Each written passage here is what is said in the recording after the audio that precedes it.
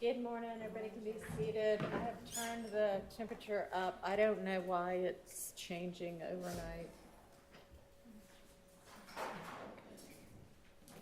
Thank you for the treat, whoever gave you this.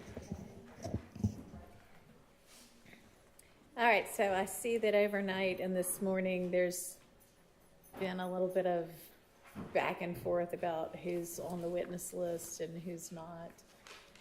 I don't know. Mr. Brown, have they left you to figure all this out? I am offended myself. Okay. So, I mean, I think,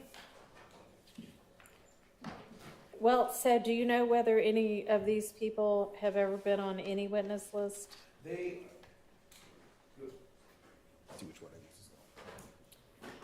Good morning, Your Honor. 88 Brown, 1 second. Good morning, Your Honor. 88 Brown for the state. My apologies.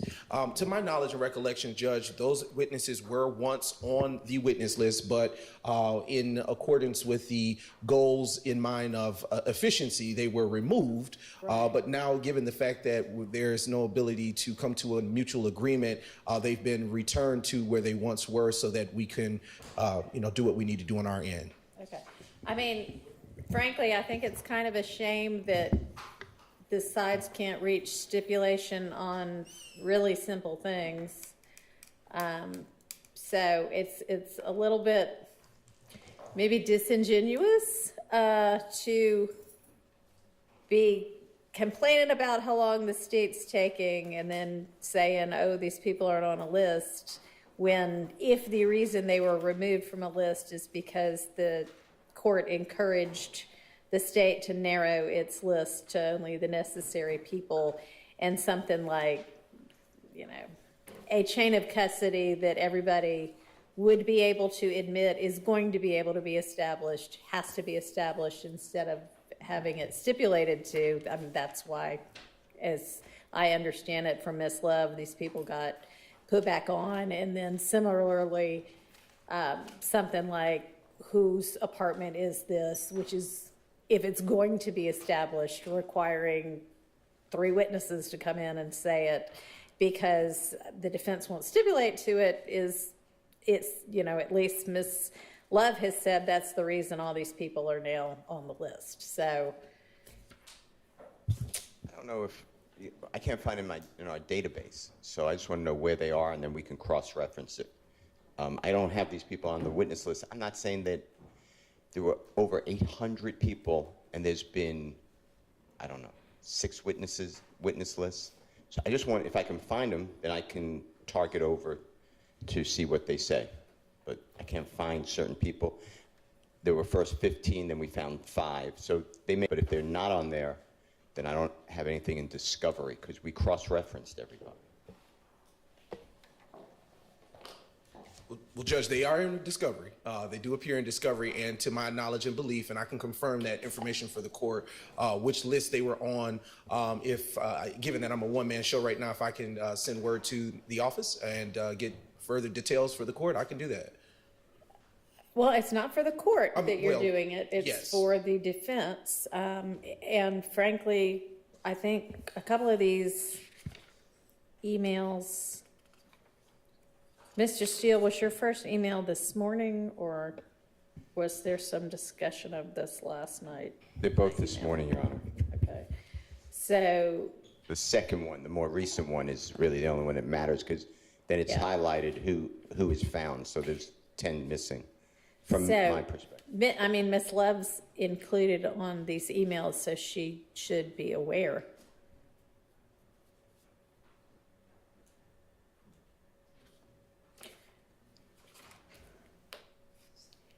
Is your first witness of the day on? Who's your first? Who are we calling? Yes, Your Honor. The first witness that is here is Officer Butler, Vincent Butler, immediately followed by Officer Gary Baker. And the other witnesses are either in transit or, given that I'm in here, I can't be sure, but I'm sure they should be here momentarily. Where is Butler? Butler is in the back waiting to be called. No, I'm sorry. I mean, on this list of Okay, all right, I see. Yes. So is that generally the email that Ms. Love sent at 7:10 last night? Is that Yes. generally the order that y'all intend to call these people? Barring any exceptional circumstances, Your Honor, or the need to go in a different way. Okay. Yes, that. All right, so Butler and Baker are both acknowledged to be on a witness list, and then is that crime scene tech next? Yeah, no, Your Honor, there will be a witness between, I believe, two witnesses in between the crime scene tech. That would be Sanders Pitts, or Pitt, however it shows on your end. Pitt Sanders. There was a name change. Okay. And who after that? And just 1 second, Your Honor. I'm pulling that up for you.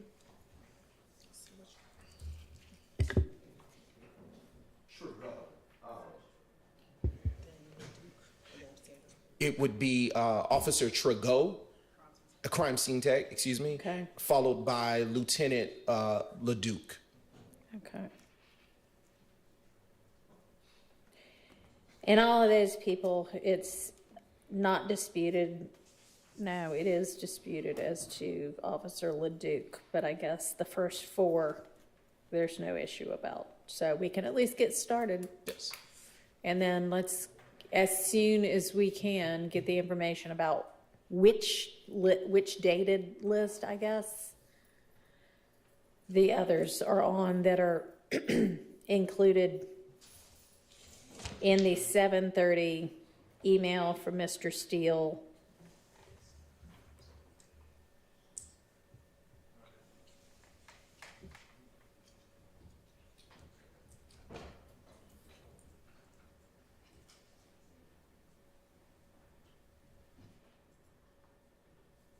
And if y'all could just point out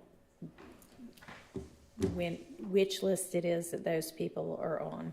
Sure thing. But we can get started with the first four people at least. And as you say, one of them's already out there on deck? That is correct, Your Honor. Okay, and is the jury ready? All right, is there anything else we need to deal with before we get the jury in? All right, let's get started.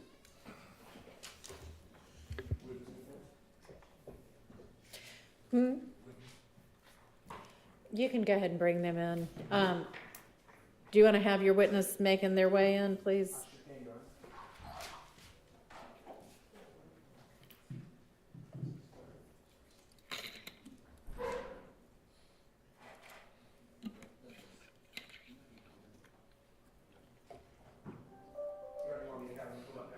That's fine. They can just stand next to the stand.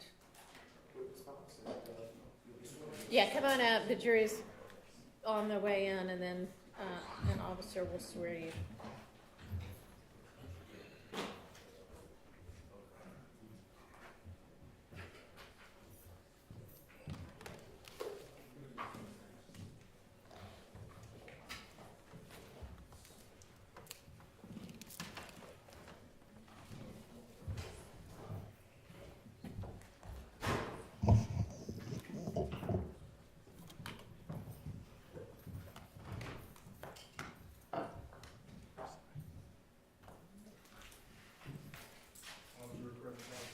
Thank you. All right, Ms. Brown, I guess you're going to handle this witness, so if...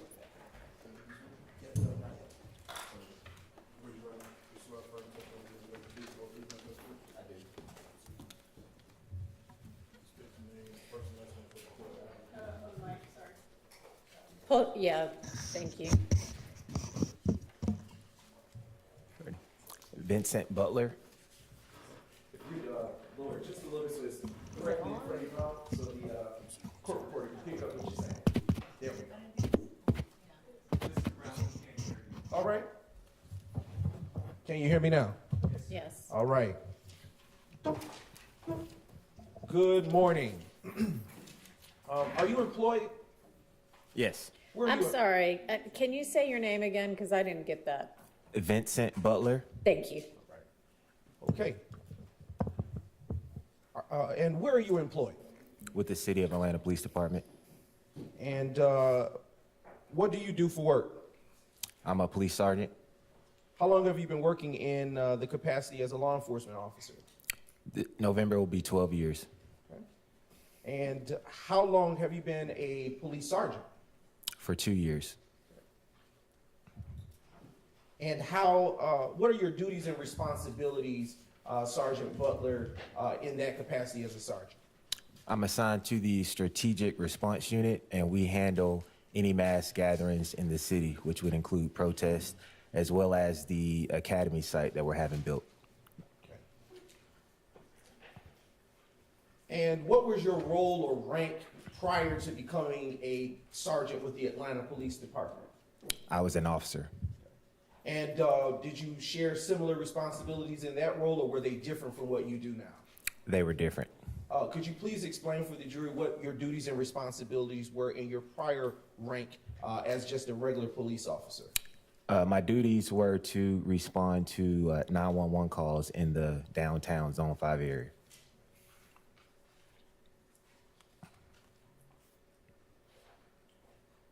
And have you, excuse me, have you been post-certified the entire time that you have been employed with the Atlanta Police Department? Yes. All right. I am now directing your attention to the date of, well, let me ask you a few more questions. Sergeant Butler, do you work any additional jobs outside of your work with the Atlanta Police Department? Yes. What else do you do? I'm a courtesy officer at my apartment complex. And how did you obtain that job? It was available through the apartment. They have certain apartment complexes across the city that offer that to Atlanta police officers. And what is the name of the apartment complex where you serve as a courtesy officer? Columbia Crest Apartments. And in your capacity as a courtesy officer, what is it that your duties and responsibilities are for that particular assignment? Respond to courtesy complaints, calls that are generated by the residents at the apartment complex. And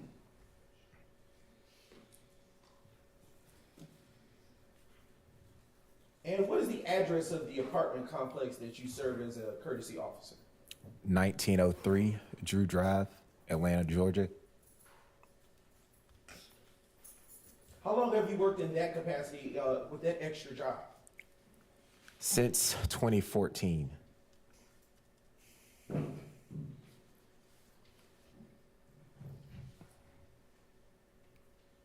And that address that you provided, can you tell the ladies and gentlemen of the jury what county it is situated in?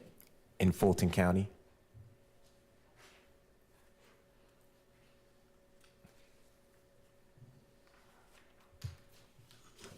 I want to turn your attention, Sergeant Butler, to the date of Tuesday, April the 28th, 2015.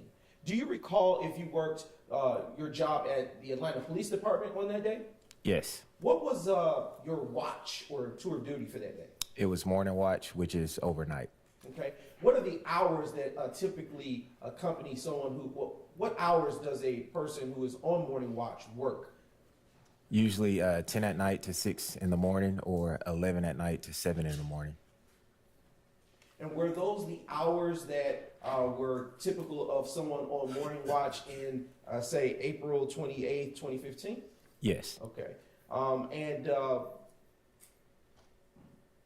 do you recall around about what time you got off on that day of April 28th, 2015? It would have been around 6 a.m. in the morning.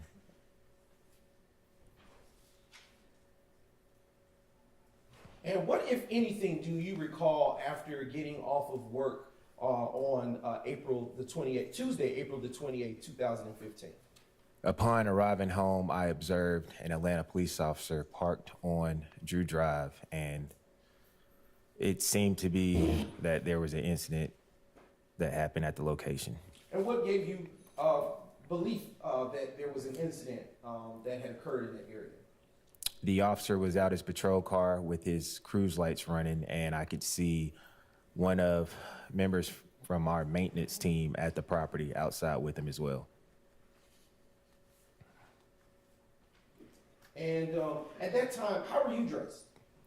I was in a full Atlanta police uniform. Are you assigned patrol vehicle or any type of cruiser as you described? At that time, I was not. Okay.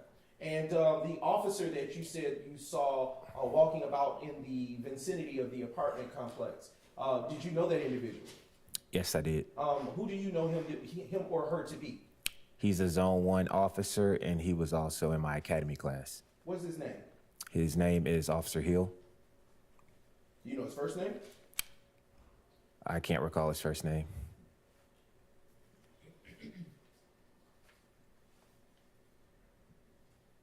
Is it fair to say that you've had enough contact to recognize him? Yes. And okay. And is it also fair to say that he knows of you as well? Yes. And when you saw Officer Hill walking about the premises of the apartment complex where you serve as the courtesy officer, what, if anything, did you do? I asked him, why was he at the location, and he gave me a rundown on the reason why. And what was the weather conditions like that day? Was it sunny or was it dark? The sun was coming up, but it was still pretty much dark that morning. Was Officer Hill the only person, let me rephrase that. Was Officer Hill the only law enforcement officer present on the scene at that time? That I can remember, yes. And did you come to learn in the course of that investigation of that incident what the purpose of him being present was? I did. What was that? There were multiple shots fired at that location.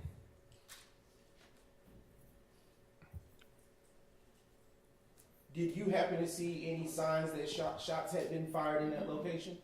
Yes, in 1903 on Drew Drive, there were several shell casings that were riddled across the street.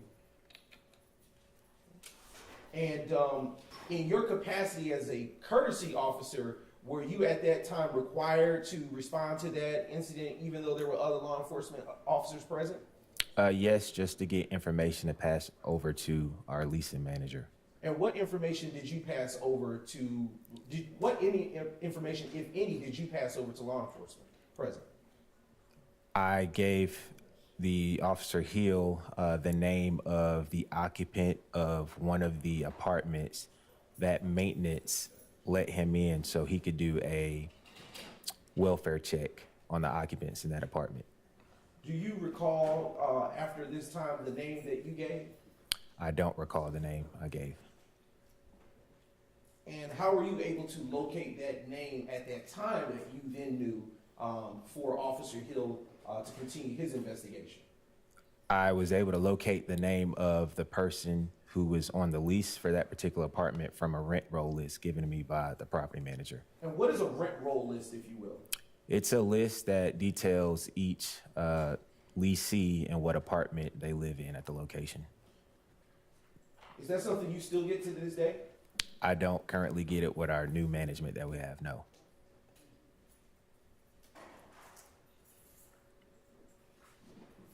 Why was it something that you had at that time? Because it was what management was handing me out periodically at that time. And after providing the information to Officer Hill from the rent roll sheet, was he at all able to make contact with the occupant or tenant of that particular apartment? I'm unsure. He was given the name and the apartment number, and he would have further searched and tried to make communication with that tenant. About how long was your involvement at this crime scene where you described law enforcement was already present? Very brief, I would say 5, maybe 10 minutes.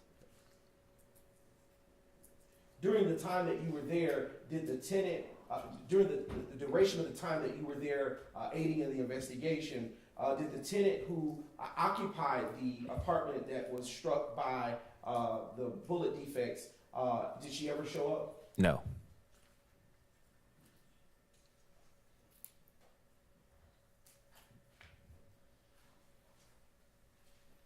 Did, after you left the premises, did you have any further, did you attempt to contact the occupant of that particular unit?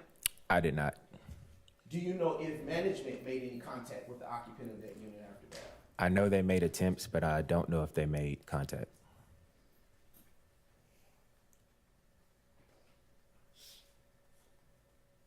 Do you know if there were multiple persons or only a single person that lived in that unit based on your rent roll sheet that you had at that time? There was only one occupant on the lease.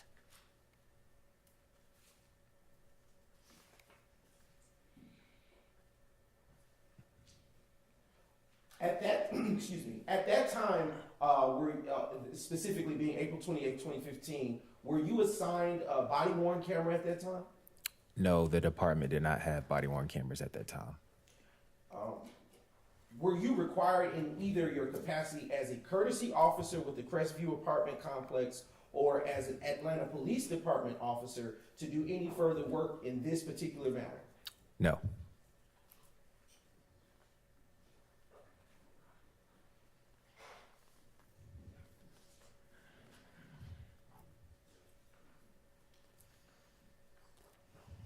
Okay. And on that morning that you saw law enforcement out there, was there any other apartment units that, to your knowledge, that were affected by the gunfire that took place? Yes, there was the second caller about the incident. Did you provide any information or assistance with respect to that caller? I spoke with her, with Officer Hill about what happened and what time she heard the rounds being fired. And is it fair to say that is about all that you got at that point all that you gave in terms of conversation with that second caller? Correct.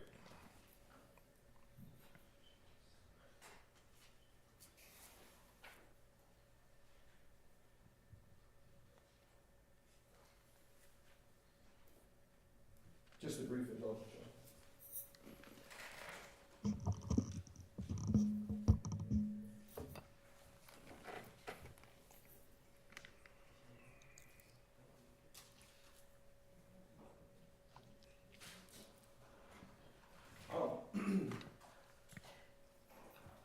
Earlier, you testified that you didn't recall the name of the tenant in that premises. Is that correct? Correct. If I were to show you a report from that incident, would that help refresh your recollection? Yes. Now approaching you with, take a moment to look at that. When your memory's been so refreshed, please just look up at me without reading from it, please. Yes, sir. Your Honor, your instructions you- last time was to not do that. Did you identify what it is? So that they know. Sure, yes, Your Honor. If I may approach the witness briefly. Hold on, just one second.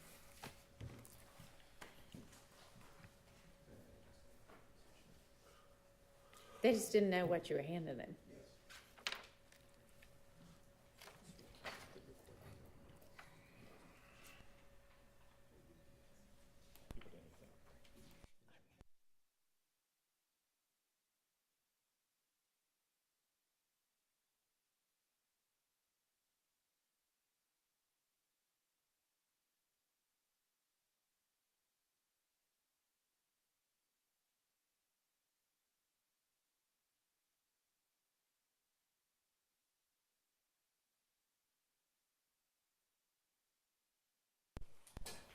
All right, I am now approaching the witness with the same document that was recovered. And when your memory's been refreshed, you may look back up at it.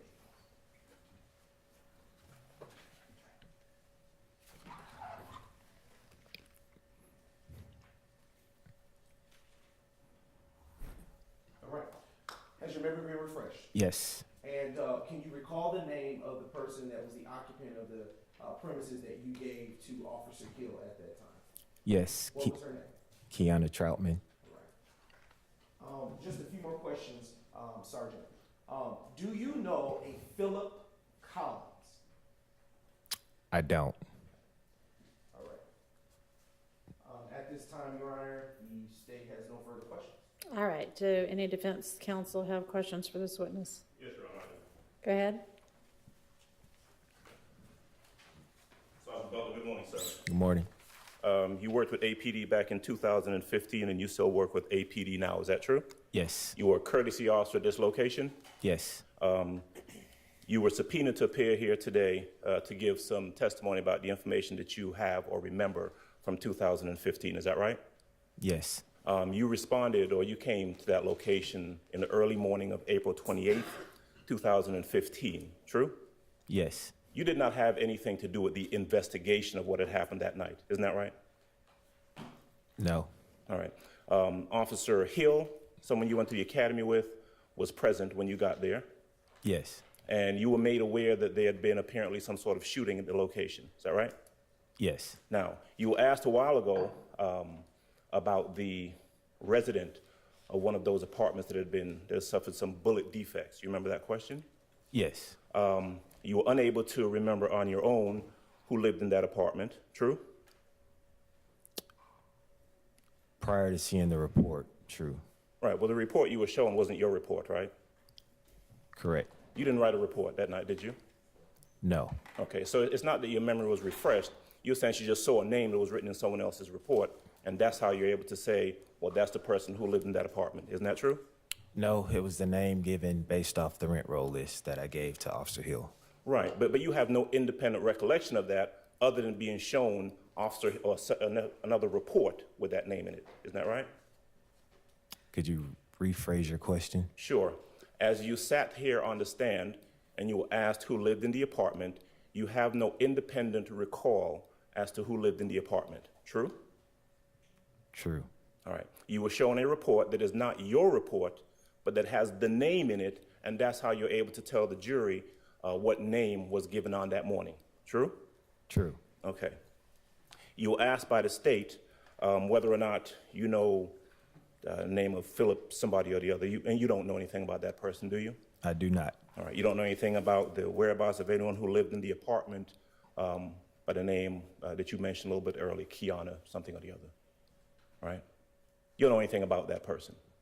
I do know based off the rent roll that she was on the lease during 2015 when the incident occurred. Right. You know from the rent roll that person stayed in that apartment, correct? Yes. And if I heard you correctly, the extent of your involvement in this case was about 5 to 10 minutes there at the scene, talking to Officer Hill, talking to someone else who had made a phone call. Is that right? Yes. All right. You had no further involvement in the case? Correct. Never called to testify? Correct. Never called to identify anyone? Correct. Just called in here this morning and shown that report from someone else. True? I saw the report yesterday, but yes. All right. Sergeant Butler, thank you. That's all I've got. Any other questions for the defense? Any redirect?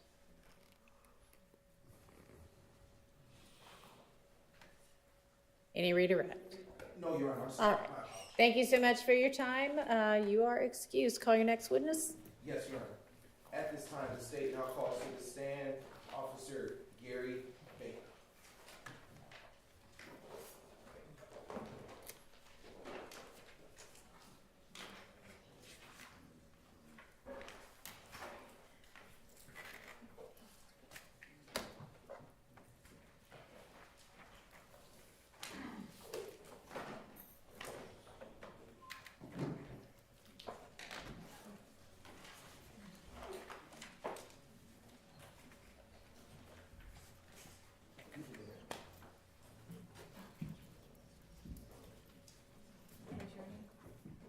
Do you swear or affirm that the testimony you're about to give today will be the truth, the whole truth, and nothing but the truth, except God?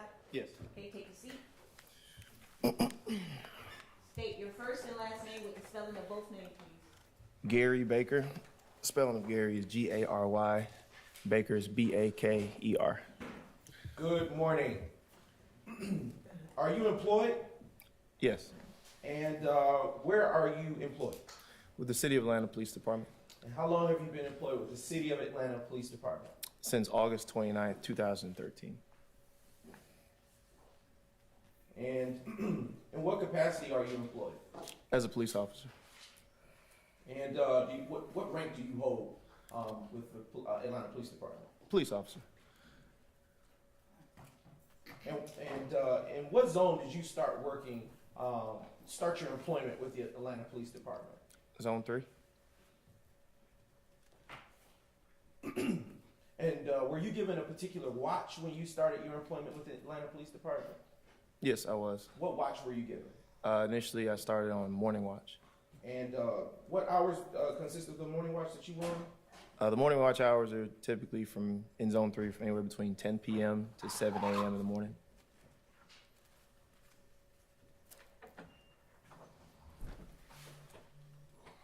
Were you assigned a particular beat when you started with the Atlanta Police Department?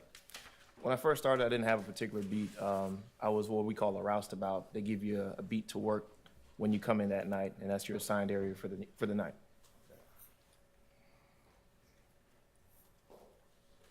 All right. Do you recall, and I want to direct your attention to the date of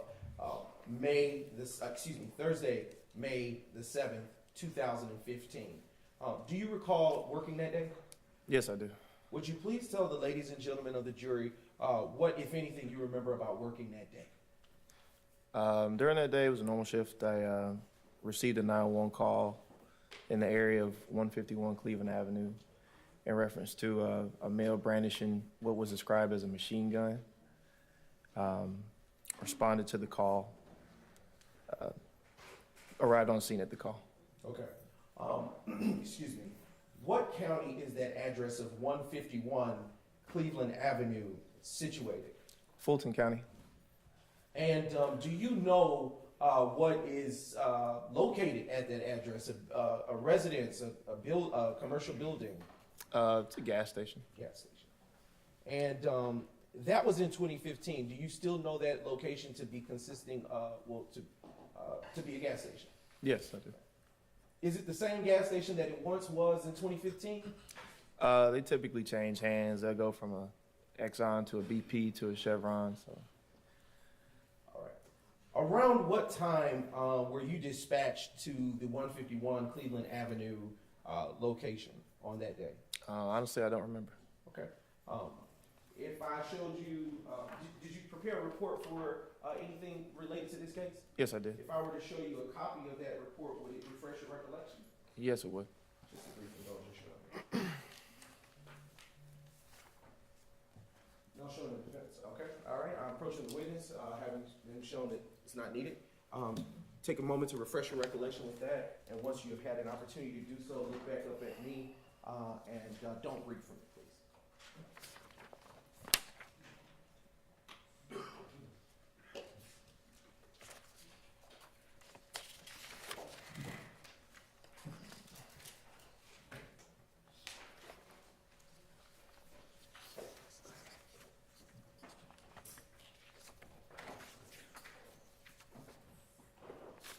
Okay, has your memory been refreshed, Officer Baker? Yes. Okay, around what time were you dispatched to that location of 151 Cleveland Avenue?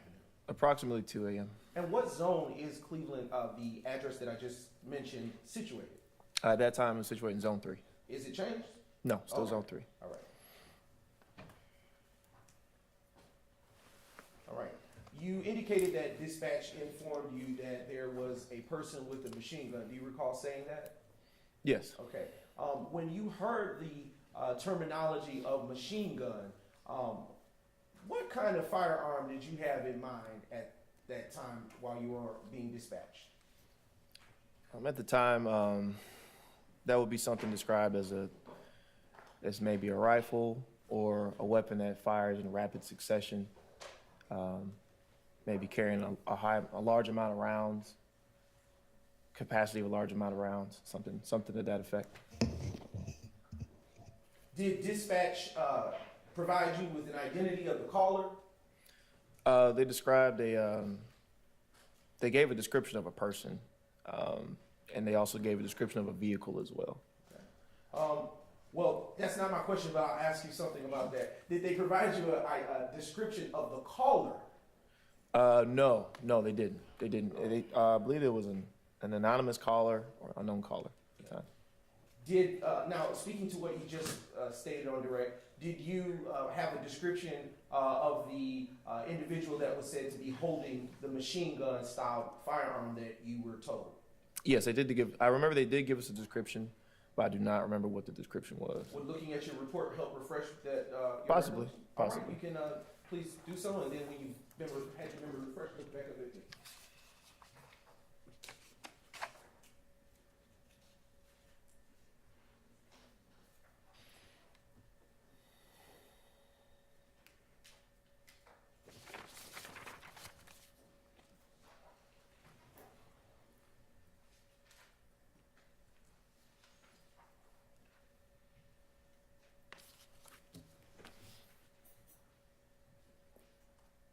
Okay, has your memory been refreshed? Yes. All right. What was the description that you were given? Well, the description I was given was of a vehicle that was occupied by a male and a female, and there was a male inside the vehicle, a male with the female operating the vehicle, and the male had gone in and out of the store. Okay. And did you in fact arrive at the location to which you were said to go to at that time? Yes, I did. And upon your arrival at that location of 151 Cleveland Avenue, what, if anything, did you see at that time? When I arrived on scene, there was a male coming out of the store. He walked out of the store and got into the vehicle that was described to me in the call remarks. Okay. Let's unpack some of what you just said. Do you recall which side of the vehicle he got into? I believe he got into the passenger side of the vehicle. And where was the female person that was accompanying him that you mentioned earlier? I believe she was in the driver's side of the vehicle.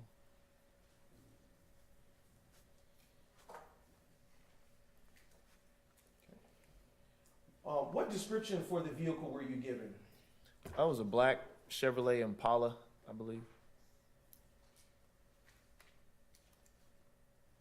Were you given a license plate or tag number for it? Yes, I was. What were the tags that you were given, to your recollection? I don't remember off the top of my head. I'm pretty sure it's in my report. Go ahead and take a moment to refresh your memory on your report.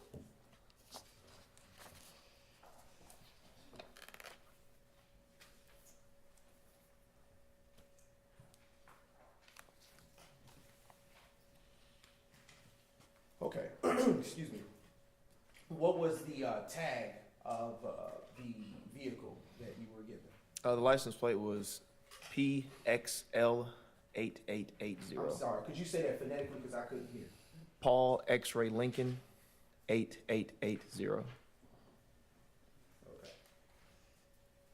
Was it a Georgia tag? Yes, I believe so.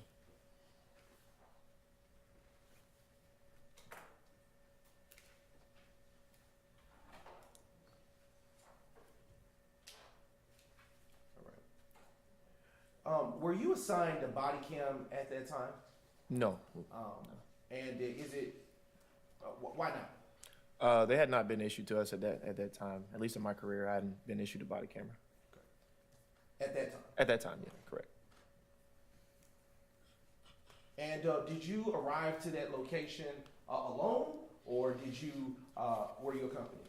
I was accompanied by another officer. They sent another backup officer just in case. And when you say a backup officer just in case, why would dispatch send a backup officer just in case?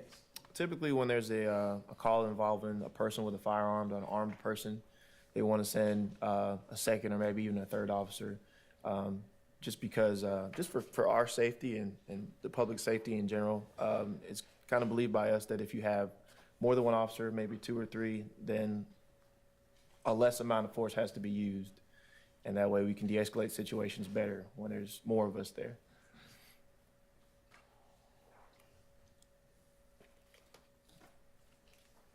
All right. So when you arrived to that location, what, if anything, did you do? Did you have your lights on? Not that I recall. Okay. Did you have your siren activated? Not that I recall. All right. Did you exit the vehicle? When I arrived on scene, I exited the vehicle. I saw the male that was described in the call remarks. I saw the vehicle that was described in the call remarks. I saw the male come out of the store, immediately walk to the vehicle. At that time, I approached the vehicle, asked the male if he could step out. He stepped out. I asked the male if he had a gun. He said no. At that point, I could look into the back seat of the car and saw a gun laying on the back seat of the car. From what I remember, I I think the male immediately admitted that it was his gun. And at that point, you know, we went ahead and detained him. And I believe the second officer there, I think he detained the female. And we just went from there. All right. So I want to unpack a few things that you just said there. Sure. All right. Earlier you said he initially said he didn't have a gun. Correct. But then what changed after you located that firearm? Once I located the firearm, once I saw it, he immediately admitted, oh, that's my gun. Was it in plain view, or was it something that you had to look a little more intently for? It was in plain view. Okay. Is this the type of firearm that you saw, well, the firearm that you saw that day, is it the type of firearm that you can hold with one hand, or that you must use two hands in order to discharge the ammunition? In my belief, to use a weapon like that, you would need to use both hands. Is this a weapon that is a single firearm, or is it one that shoots its ammunition in rapid succession? Honestly, I don't know. With that weapon, I believe that weapon's able to be shot as quickly as you squeeze the trigger. Okay. Are rifles generally firearms that are that discharge ammunition in rapid succession? They can be.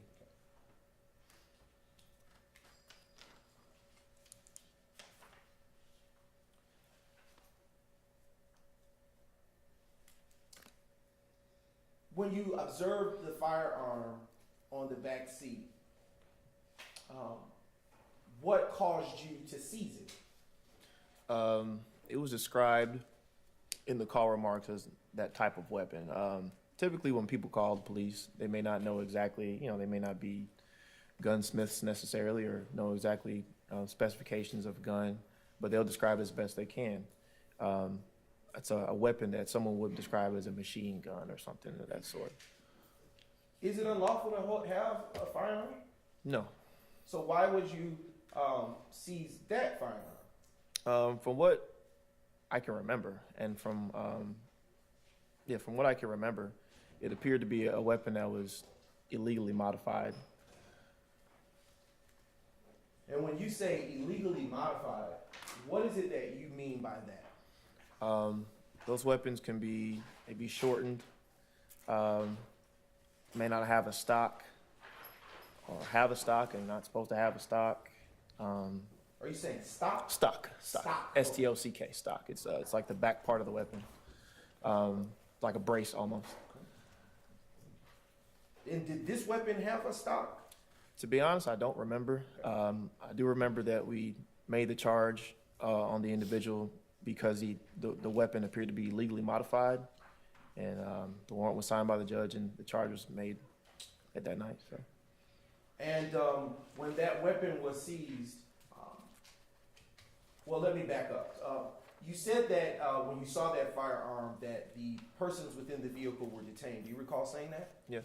Why did you detain them? He was the person described in the call remarks, so he was detained for our investigation. And he was also arrested because of weed possession of the vehicle as well. Okay. All right. When you detain someone, what does that look like in an ordinary stop for an officer? Most times they're placed in handcuffs. Try to make it clear that they're detained and they're aware that they're detained. They're not going to jail necessarily right now. They just can't leave. And in this instance were the occupants of that vehicle detained by handcuffs or by some other means? From what I remember, I believe they were placed in handcuffs. Okay. Were they ordered out of the vehicle? I believe they were asked to step out of the vehicle and they complied and placed them in handcuffs for the detention. And about how long did that detention last? Honestly, I don't remember.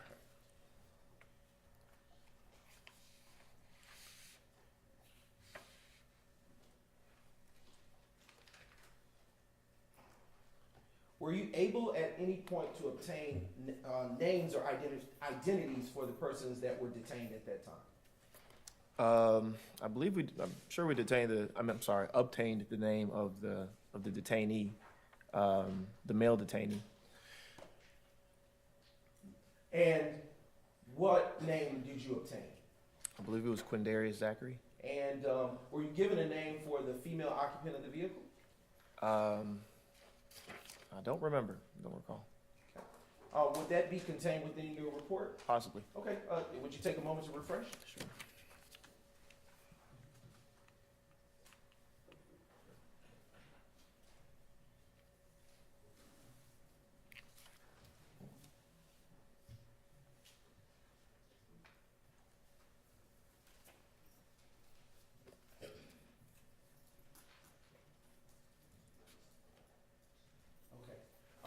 Has your memory been refreshed?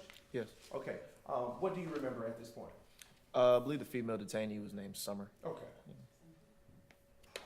Did you get a last name for her? No, I did not. Was she taken into custody, full custody after being detained? I don't believe so. And why not? I believe she was released. She didn't have any. There weren't any appropriate charges for her to be placed on.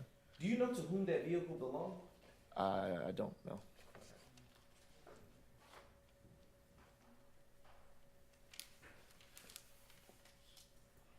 Okay. When you arrived to the location of 151 Cleveland Avenue, did you observe the occupants of the vehicle doing anything? When I first arrived, the male got into the vehicle. I do remember we noticed each other. We looked at each other, and he got into the vehicle, and he started to kind of shuffle around the vehicle, him and the female that were inside the vehicle. So there was a little bit of movement inside the car. Okay. Now, when you say you looked at each other, can you explain for the ladies and gentlemen of the jury what his demeanor was? From what I remember, he came out of the store, he took a quick glance at me, and he hurried into the vehicle.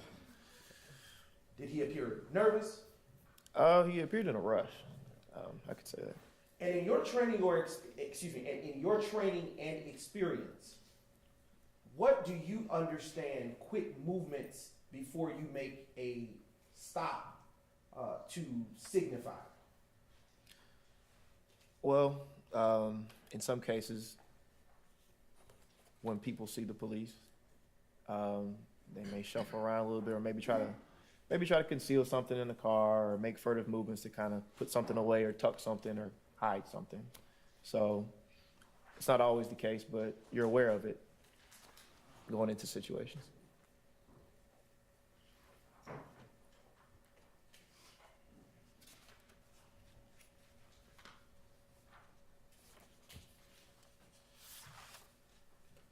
Were there any other people in the area while this investigation and detention was taking place?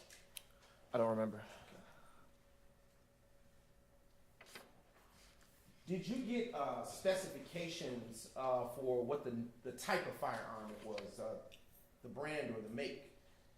I believe it was a Bushmaster Carbon 15 .223 caliber.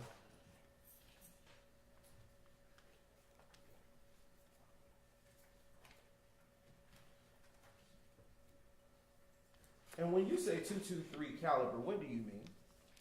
It's just a caliber of round that the weapon shoots. And is it fair to say that when you say round, you're talking about ammunition? Yes. Earlier, you testified that the firearm appeared to be shortened. In your training and experience, what does the shortening of a firearm allow for a person to do with it? To be honest, I'm not sure. Okay. But I know it's in state of Georgia code, it's illegal. Okay. For whatever reason. And with respect to the length of that firearm, did you later come to detail or learn the specifications of that firearm? It appeared to be approximately, the barrel itself appeared to be about seven inches, I believe. I'd need to look at the report again to remember something like Take that. a moment and Okay. look back up when you're done.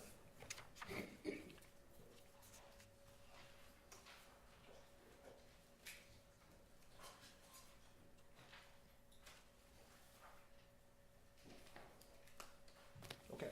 Has your memory been refreshed? Yes. All right. What? You can answer the question. So the barrel length was approximately 7 inches, and the entire weapon was approximately 20 inches in length.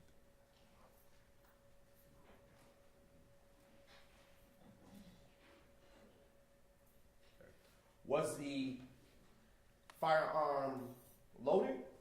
Yes, it was. All right. Was there anything in the chamber? There was a round ready to fire in the chamber, yes. Was there any magazines or clips connected to it? Yeah, there was a double feed magazine attached to it. Are you familiar with the terminology banana clip? Yes. And when you hear that terminology, is that formal usage for a magazine or street language? That's just informal lingo. And if you were to hear the term banana clip, what would you understand that to be? I would understand it to be a longer magazine in the shape of a banana that is typically like attached to a weapon or a rifle, something like a rifle. Yeah.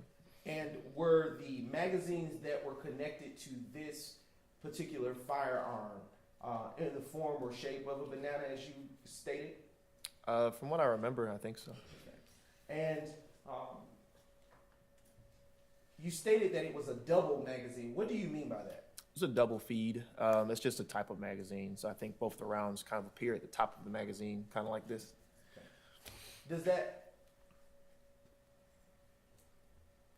increase the capacity that can be fed into that magazine? To the firearm, excuse me?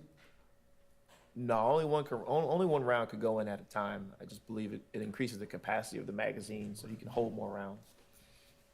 Do you know about how much, how many live rounds can be held in a magazine? No. Okay.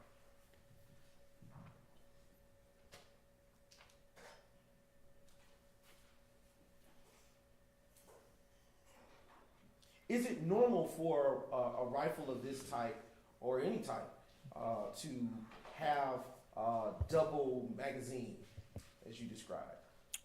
A double feed A magazine? double feed, excuse me. It's not abnormal. It's not abnormal.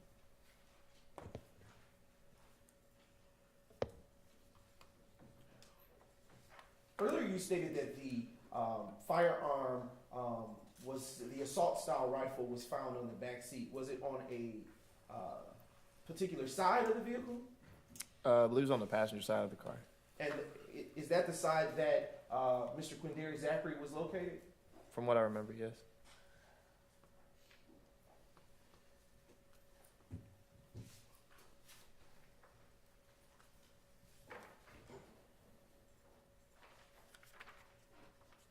Did you ever conduct a complete search of the vehicle after observing the modified firearm?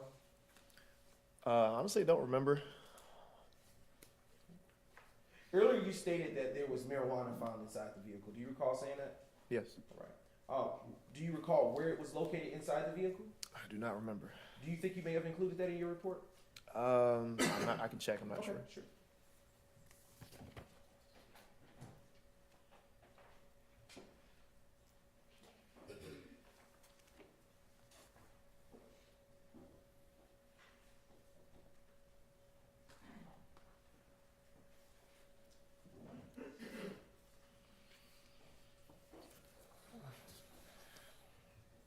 Okay, has your memory been refreshed? Yes. All right, you may answer the question. There was marijuana found inside the vehicle on the driver's seat side. And did Mr. Zachary also take possession of claim possession of that? Well, Sustained. what if anything was done with the marijuana after it was located? I believe it was turned into property as evidence. What about the firearm? I believe that the firearm was also submitted to the Atlanta City Property Annex as evidence. How much marijuana was found? I believe it was 0.3 grams of marijuana. Did you charge Mr. Zachary with the marijuana? From what I remember, yes.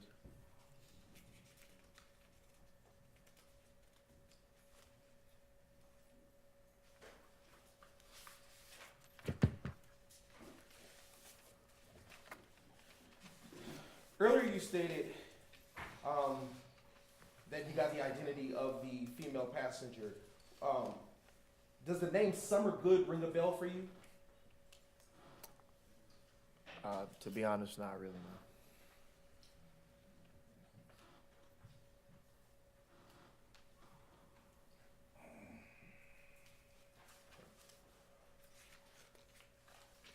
a few more questions for you. Were any photos taken of this particular crime scene? Not that I remember. And was there any reason in your mind at that time to notify the gang unit? Not that I remember. No, not that I remember. Right. Do you know if the gang unit ever got the file for this particular arrest? I do not know. Did Lieutenant Detective Gaither get your file from this case, to your knowledge? Not to my knowledge.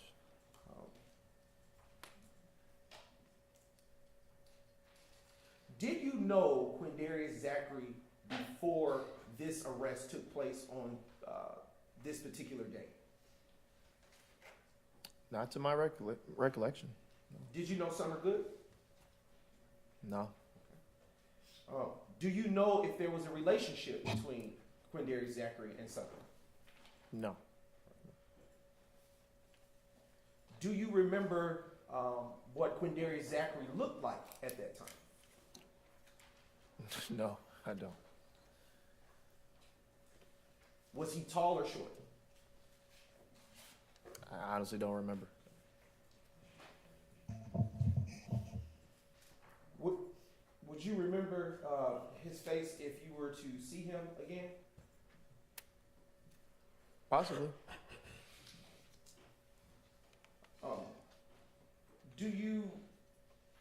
Would you recognize the firearm that was seized that evening if you were to see it again? Possibly. Maybe. It was a long time ago.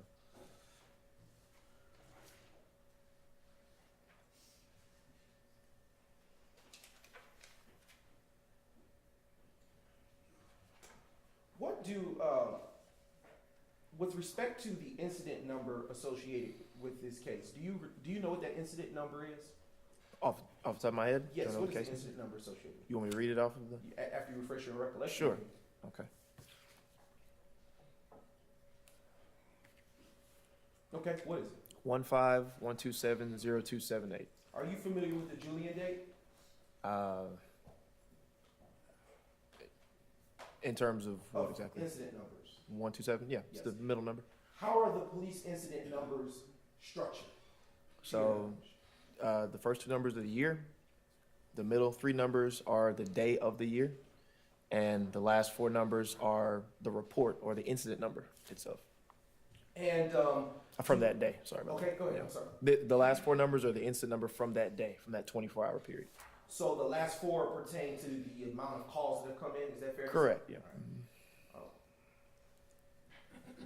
Do officers typically supplement reports if new information comes about at a later time? Yes. All right.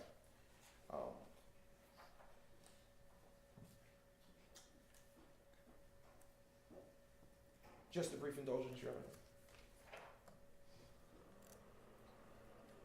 Are you aware if Detective Lakia Gaither did any additional supplements to your report from this incident? I would not have been made aware. Is it typical for the officer to be made aware that supplements have been made to a report they may have made for a separate incident? Not to my knowledge, no.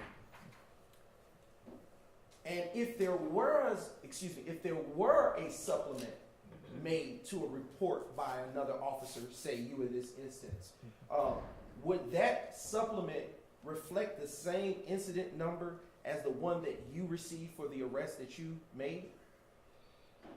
There would be, there might be, Let me rephrase the question. go ahead. If a supplement was made to a report Right. by another officer to a report that you made, would that supplemental report contain the same digits as yours? Yes, it would. Okay. Would there be an extension of digits to that report to indicate it as a supplement? Typically, yes.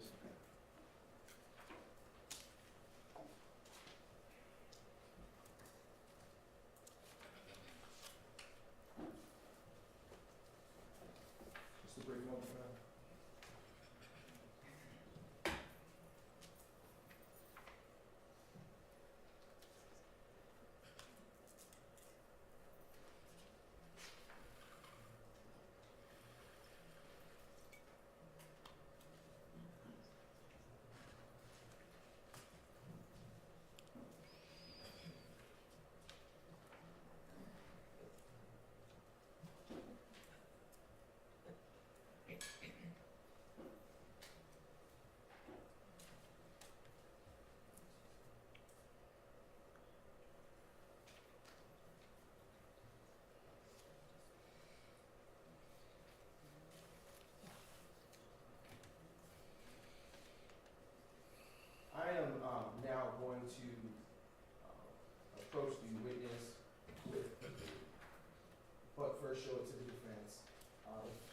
require a copy of State's Exhibit 2000, Julian.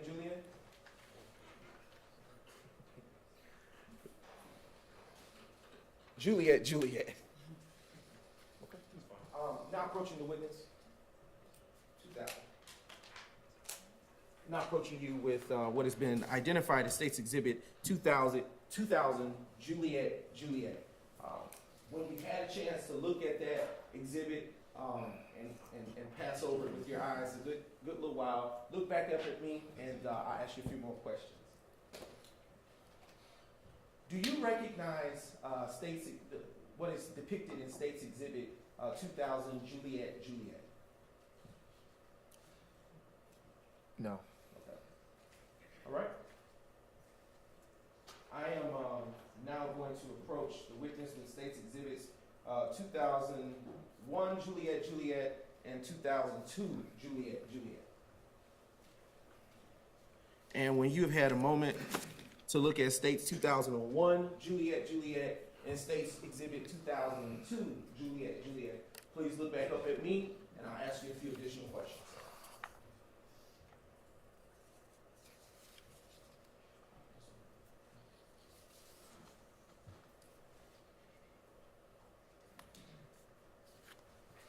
All right. Excuse me. In State's Exhibits 2001 and 2002, Juliet, do those look like the firearm that you recovered on the day that you arrested Mr. Quindarius Zachary? Possibly. All right. And do those images reflect the specifications that you said that firearm had at that time? Yes, they do. Okay. And at this time, does it appear that any changes had been made to those firearms from the time that you recovered it from the back seat of the vehicle that you approached on that day? No. All right. Your Honor, at this time, the state now moves to admit State's Exhibits 2001 and 2002 into evidence. 2001, 2002, Juliet into evidence at this time. All right, those are admitted without objection. Okay.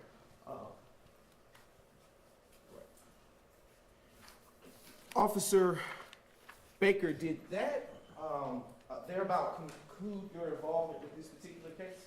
Yes. All right. Your Honor, at this time, the state has no further questions for this. All right, do any defense counsel have questions? All right.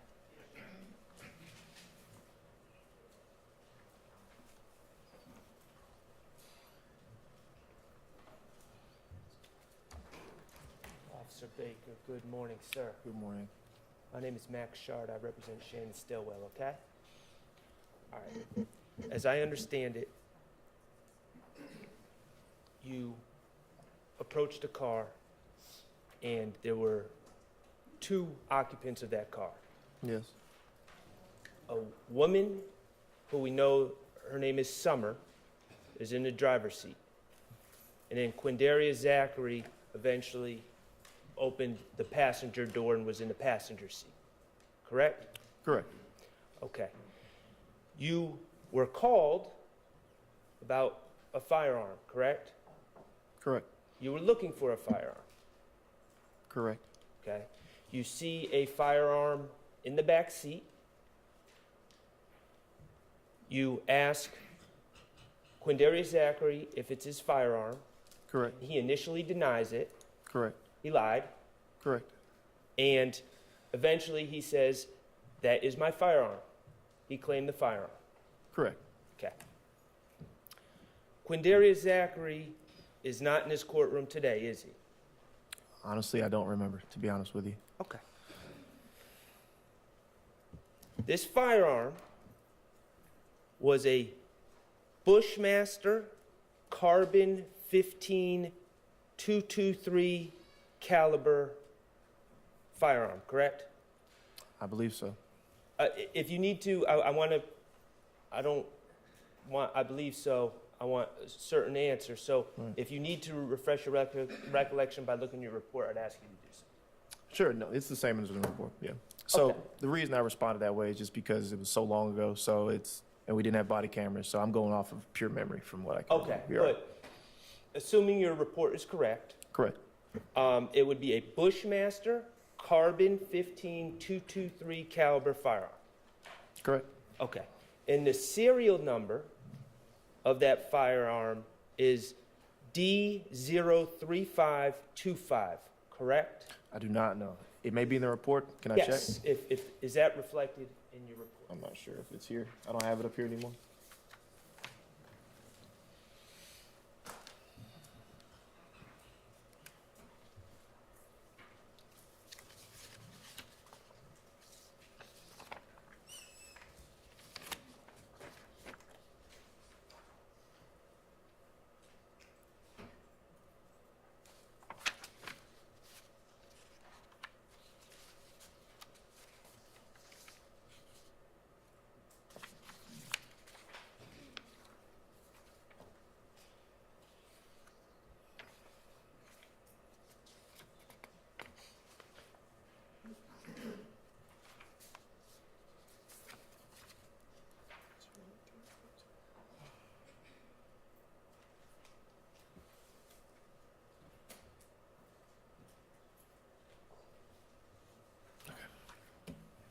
Have you refreshed your recollection? Yes, sir. Could you tell the jury the serial number of that firearm? It would be D as in David 03525. Now, you eventually seized this firearm from Quindarius Zachary, correct? Correct. And do you know what? Are you a ballistics expert? No. Okay. Do you know what NIBIN is? I'm aware of the HCS. Okay, and that's a database that can compare a gun to shell casings on other shooting scenes or other crime Correct. scenes, correct? All right. Do you have anything to do with running the guns you seize through NIBIN? No. Okay, do you have anything to do with testing the guns that you seize as an officer for ballistics? No. Okay. This gun that you collected off of Quindarius Zachary, what did you do with that gun? It was turned into the Atlanta Public Safety Annex as evidence.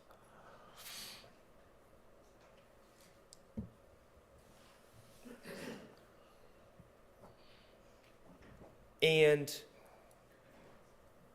all of this happened on May 7th of 2015, correct? I believe so, yes. Okay. Thank you. I have nothing further. Thank All you. right, any other defense questions? On behalf of Mr. Williams, we have no questions. All right. Anybody? Nope. Okay. All right, is there any redirect for this witness? Go ahead. You were asked a couple of questions on cross by Mr. Sharp. I just want to ask some follow-up about. You were asked if you were a ballistics expert. Do you remember that? Yes. Does not being a ballistics expert prevent you, or did it prevent you from being able to identify that firearm as an illegally modified assault rifle? No. Did you run any searches on that firearm using the serial number that you identified? I believe so. Okay. Did you have any? What results, if any, did you have with that search? I don't believe it came back as stolen or anything like that. No. I'm approaching you with what has been pre-marked as State's Exhibit 2003, Juliet. I want you to answer this discrete question. Do you recognize what this is without saying what it is? Yes. All right. What is this? This is a City of Atlanta Police Department arrest citation. And what investigator issued it? Who?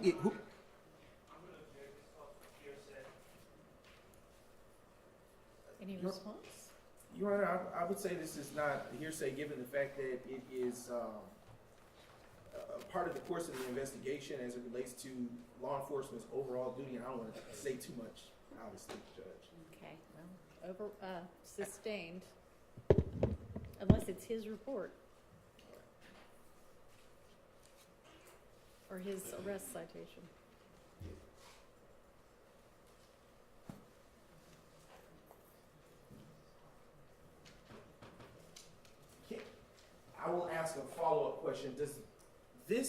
particular exhibit bear your APD incident number for the arrest that you made? Your Honor, that's hearsay as well. That's not, that's not hearsay. That's a number. That's not a statement. Overruled. You may answer the question. Can I compare the number to the report You may. number? Okay.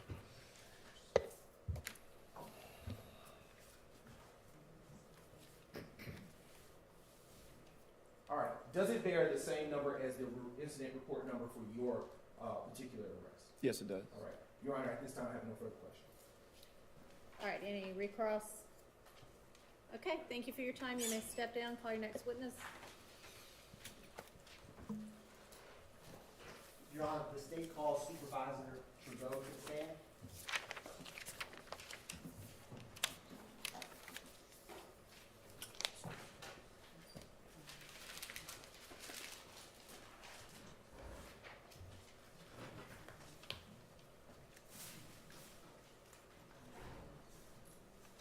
Remember, you're supposed to have them standing there waiting, ready to go.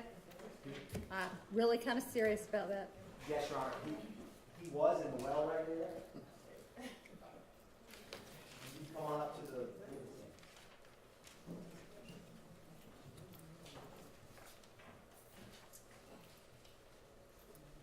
Raise your right hand. You swear affirm testimony you give the truth, the whole truth, nothing but the truth. Yes, sir. State your first and last name for the court's knowledge of the commencement. Yes, sir. My name is Christopher Traugott. That's CHRISTOPHER TRAUGOTT. Yes, ma'am. Good morning. Morning. Can you tell the jury where you currently work? I am currently working for the Cobb County Police Department as the crime scene supervisor. How long have you been crime scene supervisor for Cobb County Police Department? I just celebrated my 1 year with being with the county. And before working in Cobb County, where did you work? I worked for the City of Atlanta Police Department. And what all did you do when you left, or what were you doing when you left the Atlanta Police Department? When I left the Atlanta Police Department, I was a supervisor for the crime scene unit there. How long were you a supervisor of the crime scene unit at APD?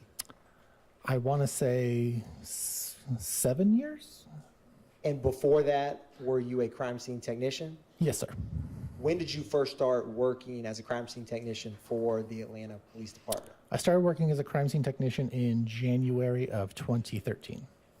And when were you hired by APD? I was hired by APD the previous year as a police recruit, but being a police officer didn't really work for me, so I went over to crime scene. Can you briefly describe what your current duties entail with Cobb County? My current duties entail managing the crime scene unit for the county. The police department manages all major calls like homicides, rapes, robberies of that nature, crimes against persons. Do you still respond on scene to cases? Yes, I am still active in responding. Now, I wanted to turn your attention to January 13th of 2015. Did you have an opportunity to respond to an 878 Oakland Drive? Yes, sir.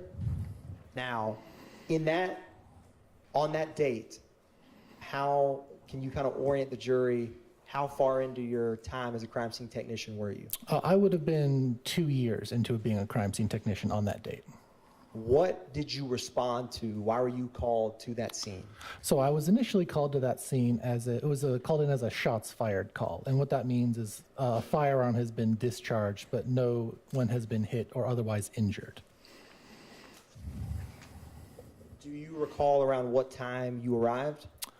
It was early in the morning. I'd have to reference my report to give you an exact arrival time. Would referencing your report help refresh your recollection? Yes, please. Your Honor,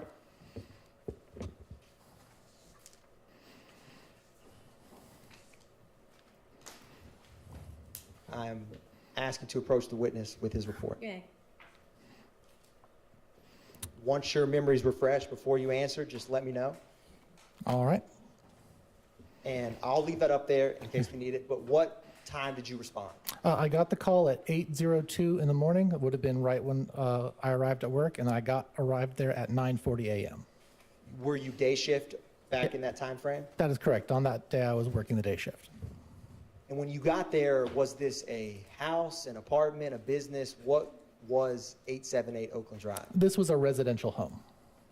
What did you see when you first arrived? When I first arrived, I met with the officer on scene. I believe it was Officer Campbell who was on the scene. And I just saw a house. It wasn't until I stopped to inspect the scene that I saw anything else. But initially arriving on scene, I saw a house with green trash cans in front of it. Now, Your Honor, I am approaching the witness with what's been marked as 1 Delta Delta Delta through 31 Delta Delta Delta.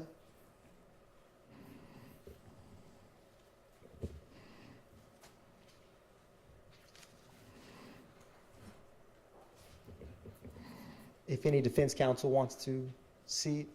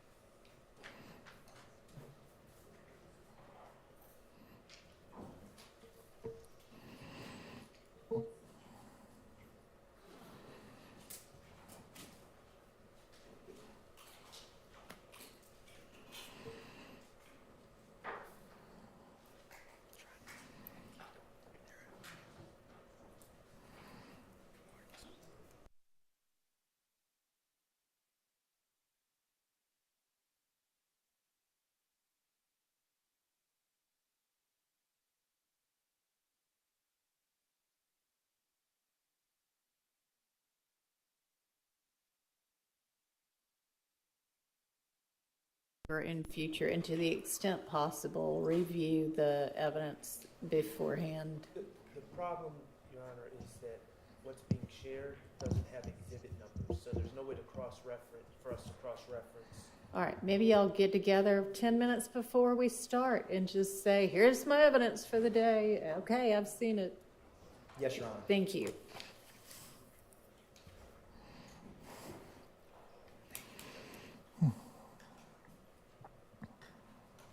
Handing the witness 1 through 31 Delta Delta Delta. And before you came in to testify, did you have the opportunity to review 1 through 31 Delta Delta Delta, those copies before you? Yes, sir. I have a chance to review these photos. And what are those? These are photographs from the crime scene that I took. And are they a fair and accurate depiction of the crime scene photos from January 13th, 2015? Yes, sir. Your Honor, at this time, the state moves to tender into evidence State's Exhibits 1 through 31, Delta, Delta, Delta. All right, admitted without objection.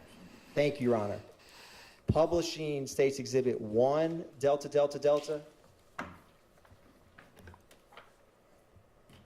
Now, you had mentioned when you got there was that house with the green trash cans. Is that what's depicted in 1 Delta, Delta, Delta? Yes, sir. And that's the 878 Oakland Drive? Yes, I believe there should be a photo with the address in here as well. Publishing 2 Delta, Delta, Delta. Is this the roadway that the street and the surrounding area from where you responded to? Yes, it is.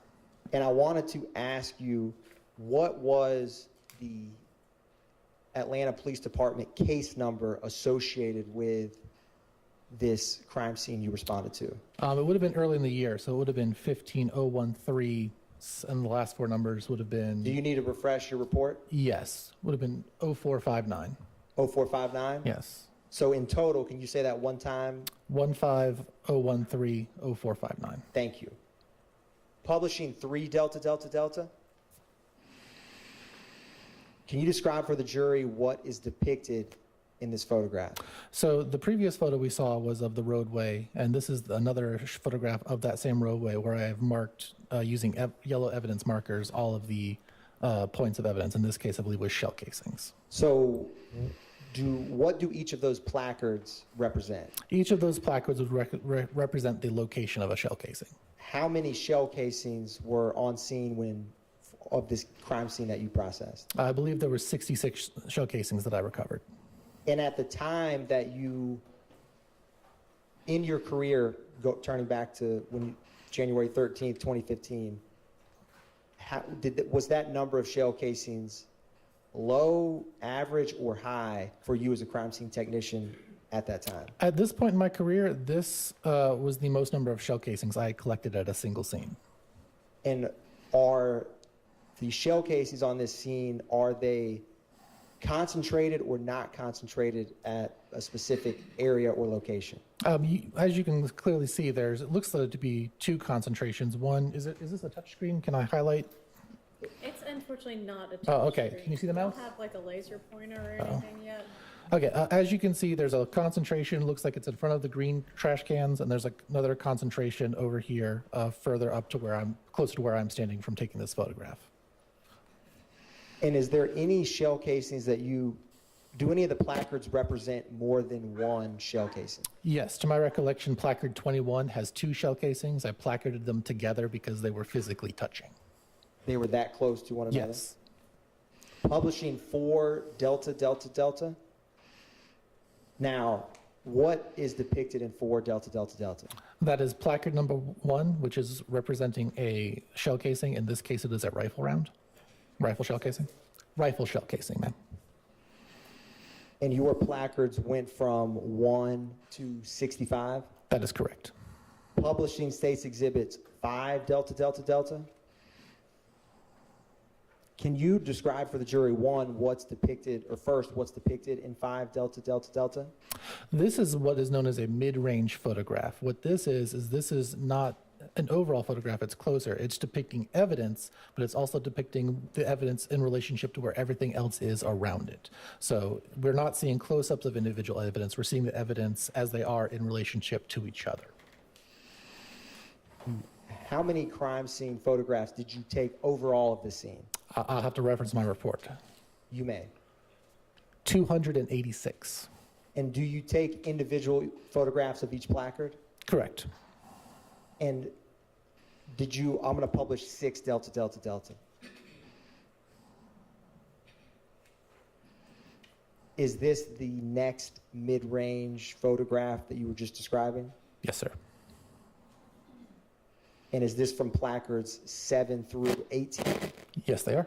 All of which are shell casings? Yes, sir. Publishing 7 Delta Delta Delta? Is this another mid-range photograph? Yes, sir. And all of these thus far, what part of the location have they been in? They've all been in the street, in front of the house. Publishing States Exhibit 8 Delta Delta Delta? Can you describe for the jury where these shell casings are? This would be the driveway. Publishing 9 Delta Delta Delta? Is this another mid-range photograph of additional shell casings? This is more of an overall photograph, but yes, it is a mid-range in the sense that you're showing the evidence 30 and 31 in relationship to where they are with the rest of the crime scene. Publishing 10 Delta Delta Delta? Can you describe for the jury what we're seeing here? This is an overall shot of evidence placards that were, like I said, in front of the green trash cans in front of the house. It's just sort of an overall showing the whole layout of the scene. And with these mid-range photographs, do you go through them in chronological order of the placard numbers? I attempt to, unless there's some other circumstance in which I can't, but yes. Publishing 11 Delta Delta Delta? Is this another mid-size photograph? Yes, this is a mid-range photo. Going up to placard number 52? What's the last placard you see? The last placard I see clearly is 52, yes. Publishing States Exhibits 12 Delta Delta Delta. And this is what we call overlapping shots. The top of the last shot is in the bottom of this next shot, so we can overlap the various scenes so there's no missing sections. So this will go up to 59 then. Publishing 13 Delta Delta Delta. Objection, Your Honor. Are we going to go over all of these photographs? I didn't believe so. Your Honor, there was initially 276 photographs. There's now 1 through 31, delta, delta, delta. Can I overrule the objection? He's thank moving pretty quickly through. Thank you, Your Honor. Now, did you see different type of shell casings on this scene? Yes, sir. And were, in general, or what type of shell casings were there, if you know? Predominantly, there were mostly rifle caliber shell casings. Rifle caliber shell casings. There were several handgun caliber shell casings as well, but the predominant were rifle caliber. I'm going to publish 14 delta, delta, delta. And I want to also ask you, when you got to the scene, was anyone in that house? No, not to this. Like I said, this was a shots fired. This is a scene where firearms were discharged, but no one was hurt or injured. And I believe Officer Campbell and Scene told me no one was home at the time of the shooting or the firearm being discharged. Publishing 16 delta, delta, delta. Excuse me, 15. Now, once you took photographs of the shell casings, what was the next part of the crime scene that you went through? Documenting damage to the residents and the property. In crime scene technician speak, what do you classify damage as? Defects from projectiles is how I would classify it. And did you see any defects in 878 Oakland Drive? Yes. Now, can you identify for the jury any defects you see in 15 delta, delta, delta? If you, can I stand up? You may. You may. It's, you know what, here's a pointer. Thank you. Thank you, Your Honor. And y'all can move if you need to see. Yeah. So if you look right here, this is a defect in the house inside. This is also a defect in the house on the side. This is, I would have taken close-up shots of the defects, but this is sort of a mid-range overall shot of these defects. Publishing 16, and if you don't mind, remain standing for me. Thank you. 16 delta, delta, delta. Can you show the jury if you see any defects in this photograph? Yes, if you look right here, I don't know how well you can see it, but there is clearly a defect right here in this window. There's clearly a defect right here by the side of the door. There's another defect up in this window, and right here, you can see one right here, the one for the window pane. Those are the only ones I see in this shot. Publishing 17 delta, delta. Oh. I saw one more, it's just as I was right here as well. And are these going, is there any order to when you are photographing, say, the outside of a home? Are you going left to right, right to left? In this case, I would have been going left to right. You know, if I'm facing, I take my photos the same way you would read a book. So from your perspective, it's going left to right. So. Publishing 17 delta, delta, delta. Is there any defects in this photograph? Yep. So there's the defect here in this window, defect here in this window, defects up here and here and here above the window, defects here and here between these two shutters. And you can see 1, 2, 3, 4 defects in this window right here from the scene. Publishing 18 delta, delta, delta. This would have been an overall shot where I've now gone to the entire other side of the house. As you can see, you're seeing defects all along here. I believe there's even some right here in the gutter. And one right here in the edge of the window frame right here. You can see. Publishing 19 delta, delta, delta. This is that same window that I was just pointing out where you can see the one in the window frame. Here's the 1, 2, 3, and here's the 2 between the shutters that you saw previously. This will be more of the mid-range shot that I was talking about earlier on, taking closer and closer photos of the defects. Publishing 20 delta, delta, delta. Is there any defects you see in this photograph? Yes. As you can see, there's starting right here underneath the window. We're going down 1, 2, 3, 4, 5, 6, 7, 8, 9, 10, 11, 12, 13. Now these might not be defects. These might just be construction boxes, because this is where the utility line is. So they taking something on and off the box here, but these over here are the defects. You can tell by the irregular shaping pattern. Publishing 21 Delta Delta Delta. Do you see any defects in this photograph? Yes, sir. Two very clear ones right here. Publishing 22 Delta Delta Delta. This is over near the door. You can see very clearly the defect right there, as well as the defects that were over here that were part of this first window. Now, once you take photographs of the outside of the home, do you proceed to go inside and take photographs? I believe in this case we did go inside to take photographs. It's not always the case if we don't have access to the home for whatever reason, but I think in this case we did have access to the home. Publishing 23 Delta Delta Delta. So this would have had a close overall shot, but this would have been damage to the television screen inside the house. And just to orient the jury, is this television screen, where is that in general in relation to the front of the house? I believe if you are, let's do this from your perspective, if you are walking in the door, I believe the television screen would have been right here, perpendicular to the door, if I remember correctly.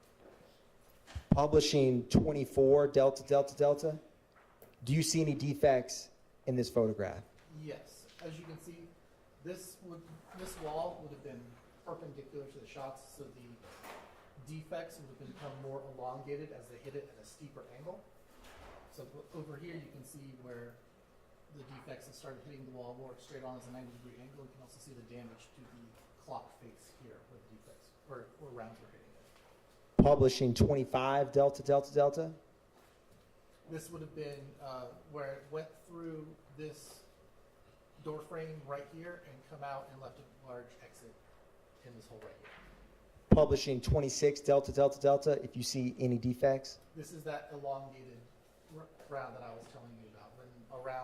When a bullet hits something at a 90-degree angle, it leaves a very round hole. When it hits it at a much steeper angle, it leaves a much more elongated pattern of defects. Publishing 27 Delta Delta Delta. This would have been the window that is on the front of the house, and we are seeing it from the interior side. Publishing 28 Delta Delta Delta. Is there any defects that you see? Yes, sir. Right here in the fridge, you can see where the rounds have come through the wall, and they've hit the refrigerator right here and right here. Publishing 29 Delta Delta Delta. As you can see, the stove glass has been shattered, leaving all of the damage here. I'm sorry, Leaving all of this glass damage here. Publishing 30 Delta Delta Delta. These would have been more defects. 1, 2, 3, 4. And publishing 31 Delta Delta Delta. This is just pieces of wall and other things that have been blown out after the bullets have been hit. So usually this is the debris that comes from a round coming through an object and leaving holes. Now, after you, thank you, you may take a seat. Ma'am, Your Honor. Thank you. Your Honor, may we keep that pointer? Oh. I'll keep it and I'll read it. Thank you, Your Honor. Thank you. After you walked through and documented the shell casings, the outside of the home and the inside, did you do anything with anything physically present on that scene? The only thing I would have done on the scene after all of my documentation would be to collect the shell casings on the scene and take them with me back to the lab. What is your process in general for collecting shell casings on the scene? Shell casings are packaged individually, usually in small coin envelopes. They're about that big. They are written, the marker number and the time they are collected on the outside of the envelope, as well as any pertinent case information. Then they are all packaged together into a larger bag and sent, when I get back to the office, I will send them usually to the crime lab. So you transport them from the scene back to somewhere in Atlanta Police Department? Yes, it would have been the public safety annex. And did you do that in this case? Yes, sir. And then after you transport the evidence, what do you do with the photographs that you took?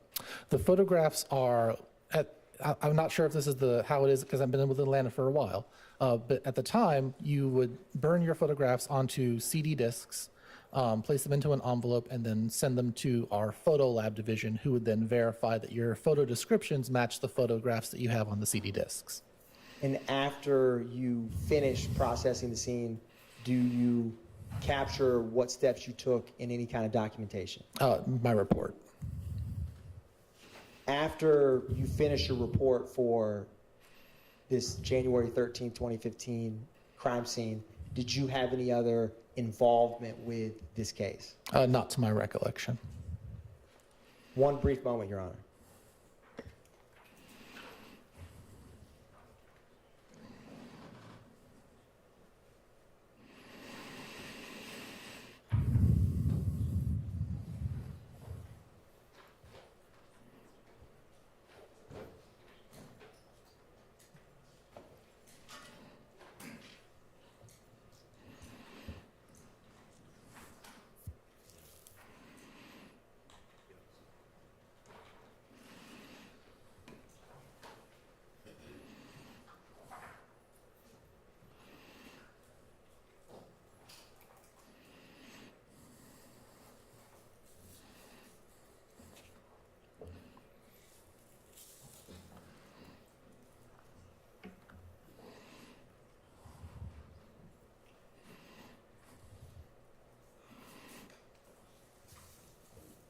Would the crime scene report have the same incident number as the Atlanta Police Department case number? It should. I don't have any further questions, Your Honor. Thank you. Thank you. Are there any defense questions for this witness? Thank you. On behalf of Mr. Williams, no questions. Not on behalf of Mr. Stilwell. All right. Anybody else? And, okay. Thank you for your time. You're excused. Do y'all need a bathroom break? Are we gonna? All right. Let's take a quick restroom break. Have your next witness ready. Yes, Your Honor. Okay.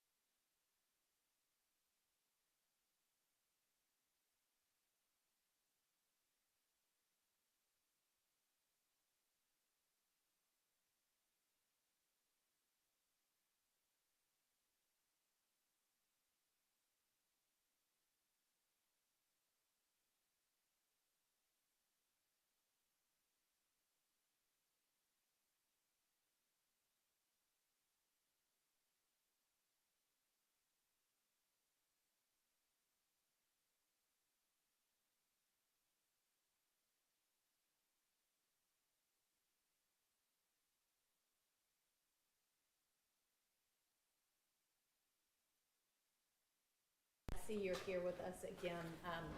Do we have news, developments? No, Judge, just for the record, no. They wanted yesterday to go ahead and meet with my client and the doctor. I went over there, they went over there, and they listened to what the doctor had to say. He has pneumonia, he won't be released maybe until the 19th. I spoke with him, the DA and the investigator left.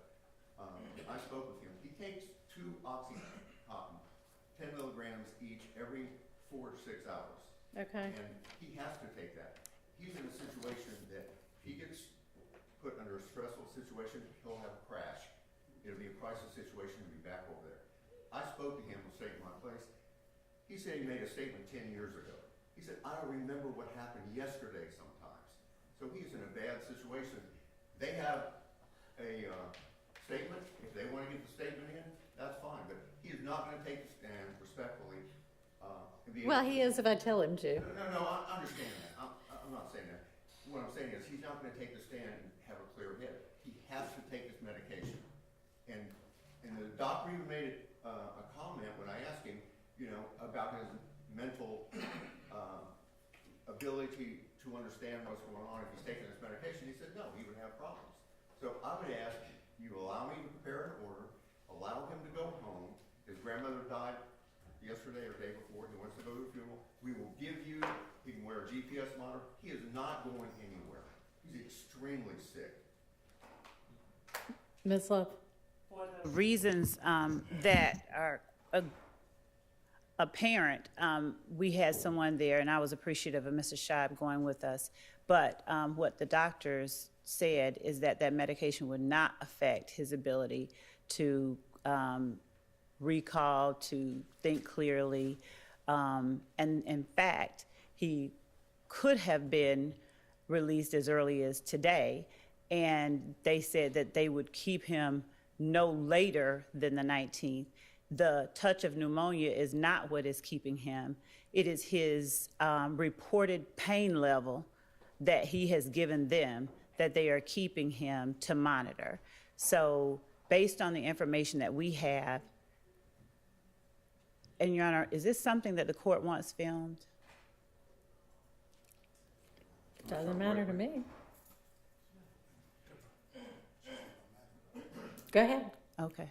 Based on the information that we have, I don't believe that a conversation regarding where he goes from the hospital beyond here is necessary, because once he is released, we would like him to be brought right here to put up his testimony before there is anything else that interferes with his appearance and compliance with the subpoena he's been served. All right. Just one more thing. I asked the district attorney yesterday, she gave me a copy of the material witness warrant. She said she would. And I will. We go ahead and allowed us to speak to the doctor with the DA. I asked her for that this morning. She doesn't have it. So I think I'm entitled to that because I think there's some problems with it, but the only way I could address it is through you, because she's not giving it to me. She said she would. And Your Honor, I don't mind providing a copy of that to Mr. Scheib. The issue, and that's a wholly separate issue from the matter of what's going on right now. And I believe that part of what is happening is related to what Mr. Scheib and I conversed about 2 days ago that I will not broadcast to the world. But I believe that we need to handle his client's compliance with this subpoena and his appearance in court. And we'll give him whatever he needs. He hasn't told me what he believes is a problem with it. Well, I guess he hadn't seen it yet. Ms. Percival, we have a copy, don't we? We can give you a copy right now. Judge, what I'm asking is just release him, let him go back. I understand that's what you're asking, but I'm not going to do that. I already have given the okay that as long as, and it sounds like the doctors aren't saying that he's not able to testify. So if he's going to come from the hospital upon release to here to testify, that may be the best way to handle it, and then he'll be finished, and then he can. That's fine, just as long as the court understands if he's made to come here and put in a crisis situation, he could die. I mean, his situation is bad, and I All understand. right, well, I understand that that's what he is representing to you, but he also might potentially have reasons to want to make it seem as dire as possible, and I would think that we'd be able to trust the doctors with regard to, did Ms. Love, and maybe this is something to approach about, but do you have, I understand that you said that the doctor said the medications he's taking shouldn't have any impact on his ability to think clearly or recall. Did y'all at all discuss anything about, is he in some kind of a condition where any amount of stress is gonna make him fall out and die? Well, that's I would not- actually- I'm asking Ms. Lev, hang on just a second. Actually, our investigator and another chief ADA went down there, and the indication that he gave was that it would not harm him, because I believe that Mr. Scheib broached the question of the impact it could have on him, and the Okay. doctor indicated that it would not have an adverse impact on him. But to be certain, I would rather that particular ADA or the investigator that overheard that conversation relay it more accurately as we can. But that is my understanding of what they All right, said. and we can certainly have medical, people on standby. Okay, well, I was there and listened to the doctor, that's wrong what she's saying. He said it would have an impact. He takes 2 OxyContin. He said it would have an impact on him. It would have an impact on anybody, but that's fine. All right, why don't we, before the lunch break, hear from That's what I'm- whomever that was that's the what other I'm- party to that?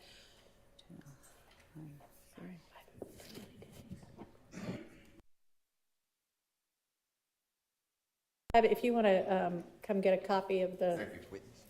material witness warrant, Judge could also. do you want a copy of the affidavit as well? If he's brought over here, I can't stay at the hospital, I can't stay here 24/7, but if he's brought over here, will I be notified?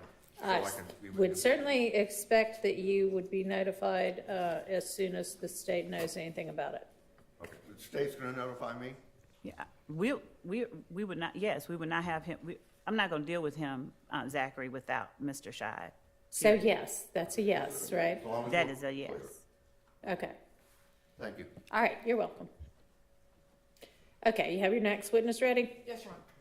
Anything else before we, Your Honor, could this honorable court also share with us, or Ms. Percival, with the court's consent, the material witness warrant and the affidavit in support thereof? I don't find any reason we should not be served with that. that's fine. Thank you, Your Honor. She'll email it to everybody. Beyond that, we ready for the jury? Yes. Yes, okay. What'd you say?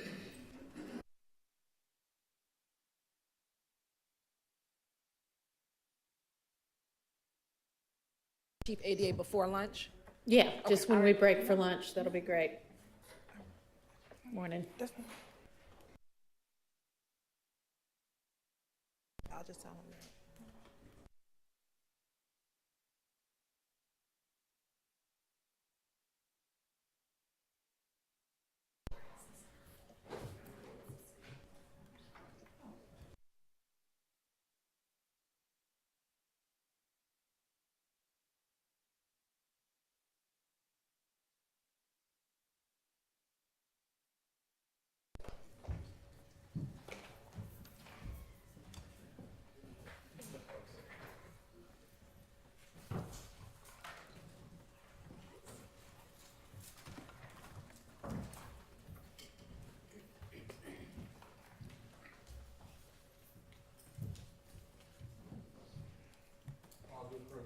Thank you so much.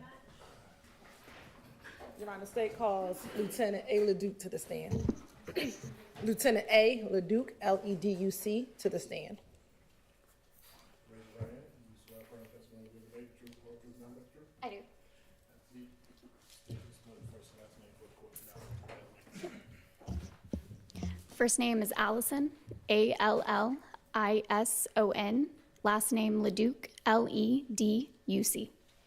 And are you employed with the Atlanta Police Department? Yes, And how long have you been with the Atlanta Police Department? about 13 years. And what is your current rank? Lieutenant. What unit do you serve as lieutenant over? Open Records Unit. And how long have you been a lieutenant with the Open Records Unit? Since May, so a couple months, 4 months. Okay. If you can briefly tell the jury about your service with the Atlanta Police Department.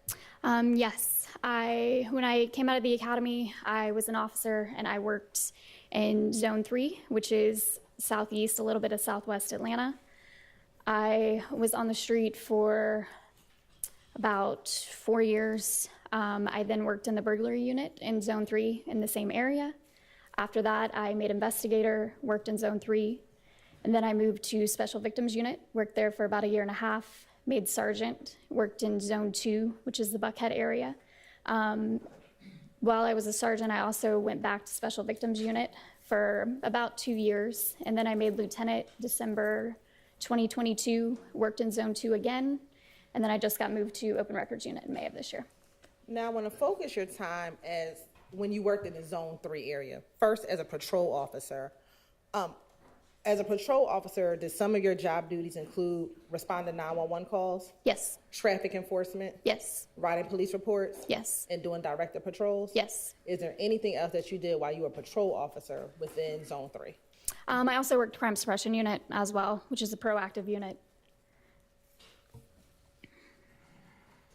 And I know you spent some time in Zone 3. How long were you first a patrol officer in Zone 3? Until, technically, I made investigator 2017, so I was an officer up until 2017, but I worked the street until the end of 2015. And from 2015 to 2017, what did you do? Burglary and crime suppression unit.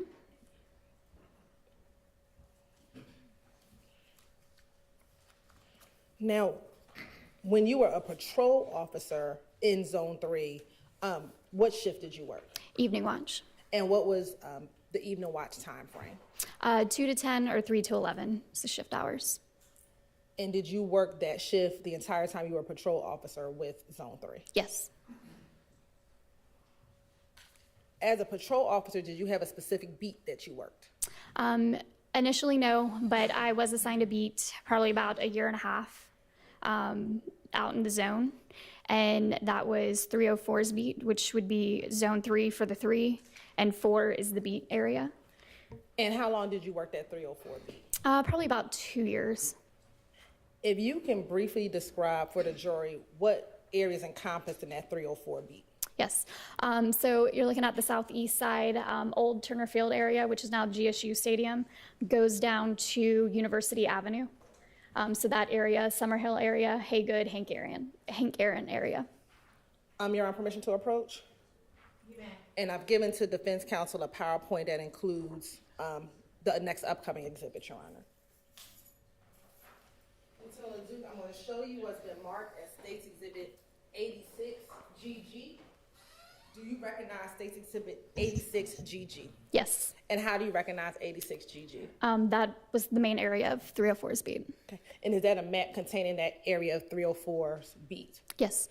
And does that fairly accurately depict 304 beat and possibly some other beats within Zone 3? Yes. Your Honor, this time the state would like to admit State's Exhibit 86GG into evidence as a demonstrative. All right, that's fine. Permission to publish. Yeah. Thank you, Your Honor. And Your Honor, may we borrow that stick again, please? Yeah.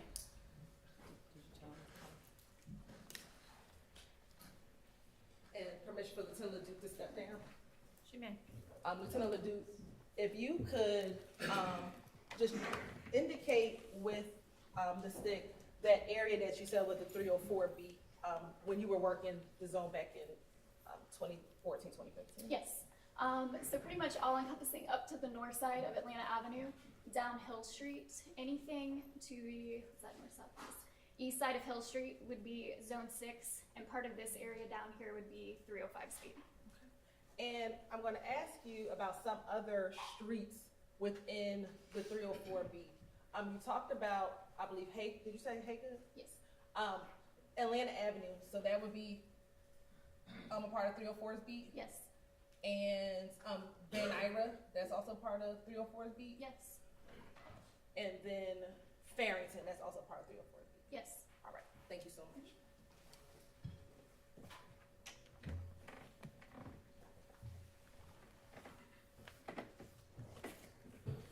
Now, as a patrol officer within 304, or even when you did investigations in 304, were you aware of any gang activity in the 304 beat? Yes. And how did you become aware of gang activity in the 304 beat?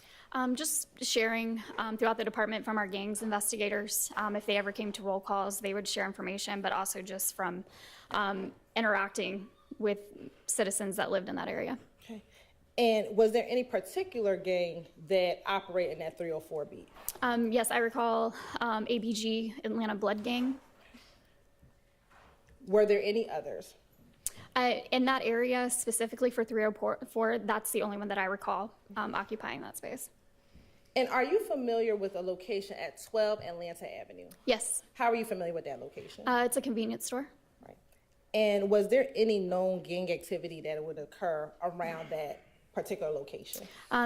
We would respond to criminal trespasses there. There would be a lot of people that would hang out around the store that would be affiliated with that gang. You said would be affiliated with that gang? Okay. And was that during the duration of your time in Zone 3? Yes. Now I want to transition to your time in Zone 3 and responding to a call. As a responding officer to a call, specifically a shooting, what are your responsibilities when you arrive on the scene?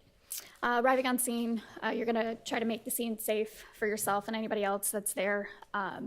Check for victims, make sure the scene is secure so that way you're preserving any evidence there.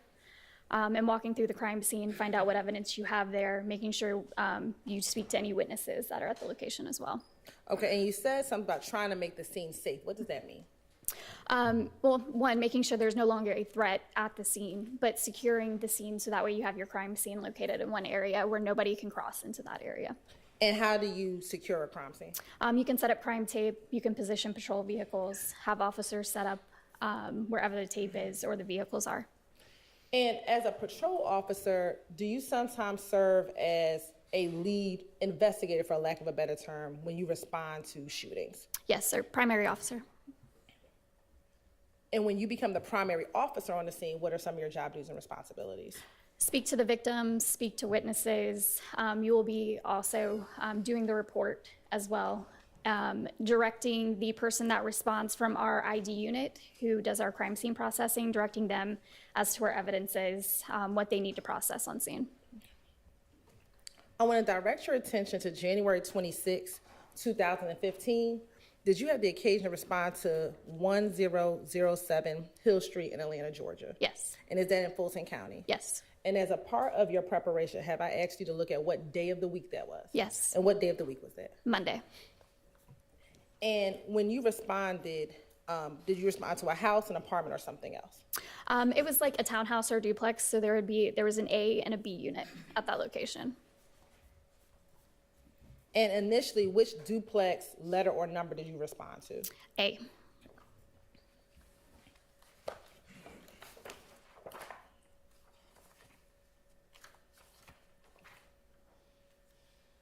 And let me ask, do you recall it being a letter or a number? I thought I recalled it being a letter. Would you have written where you responded to in a police report? Yes, I would have. Would looking at a copy of your police report help refresh your memory? Yeah, I would have.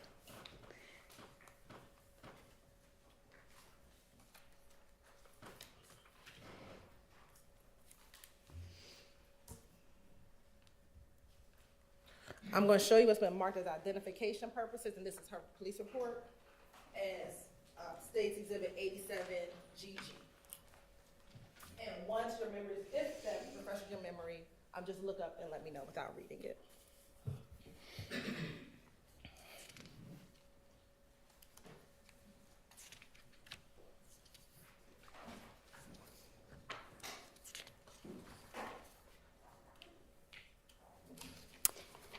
So I will say, apartment 1 in the narrative, A, and the initial address at the top. Okay. But it was either apartment 1 or apartment A? Yes. All right. And again, would that have been in 304's beat? Yes. Why did you respond to that location? That was my beat. So I believe initially a supervisor was in the area and heard shots fired, and then we received multiple calls for shots fired as well as a person shot at the location. And do you recall about what time you responded to the location? I believe it was about 9:30 p.m.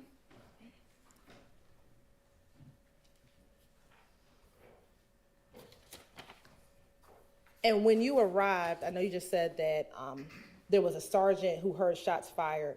Did other officers respond with you initially? Yes. Do you know about how many other officers responded with you? I don't recall how many. Once you arrived, tell the jury what you recall happening.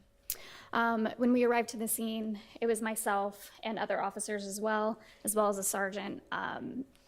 Initially, a male answered the door, led us inside, so we were checking the house. When we went up the stairs, we found a male at the top of the stairs who advised he had been shot to his right calf, and there is a female as well that was located, she advised, in the bedroom upstairs, but closest to the front of the house, that had been shot in the right calf as well.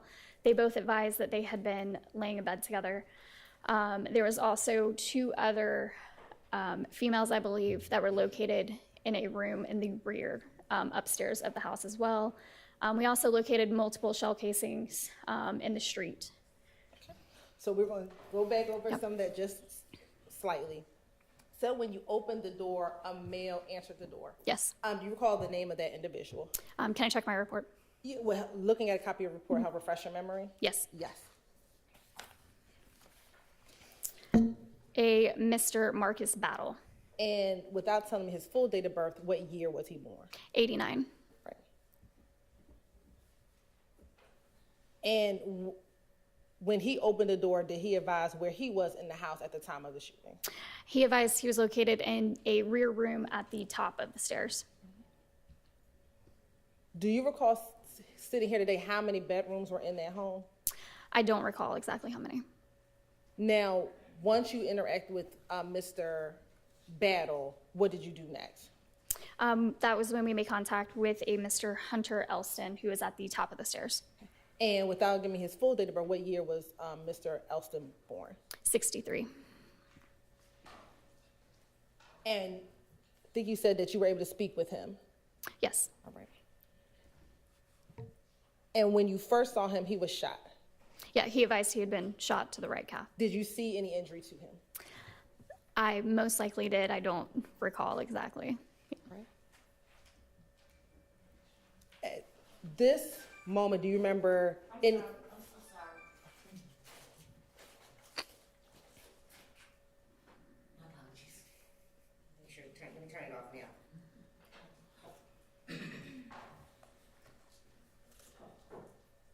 Go ahead. At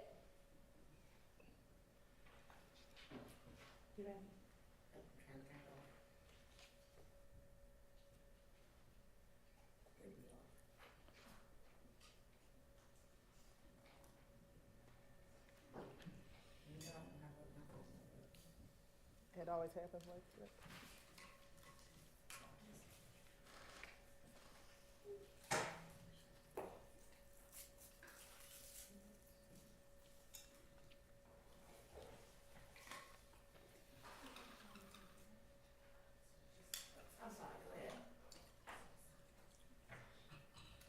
And let me ask you this, Ms. Ledoux, before we finish. What is the incident number for this incident? It is 150262672. And again, this was on January 26th? Yes. Of 2015? Yes. All right. Once, at this point, do you recall, and when I say at this point, today, do you remember anything about his demeanor, Mr. Elston, when you went to that house? I don't recall. Now, once you spoke with Mr. Elston, what did you do next? At that point, I believe we made contact with the female who advised that she had a gunshot wound to her right calf, and that was Miss Frida Reed. And what was her date of birth? 1965. And where was Miss Reed when you first made contact with her? I don't recall exactly where she was when I first made contact with her. Was she in the bedroom? I don't recall. Do you recall putting in your report where you first interacted with her? Not specifically says where I first interacted with her, but they both advised that they had been lying in bed in the front bedroom upstairs. Now, you also said that you saw two other females in the home. Yes. What was their name and then year of birth? Raven Davis, 1991, and Liberty Bennett, 2013. So Liberty would have been about 2 years old. About 2 years old, yeah. Now, once you spoke with Mr. Elston and did you speak with Raven? I don't recall speaking to her specifically.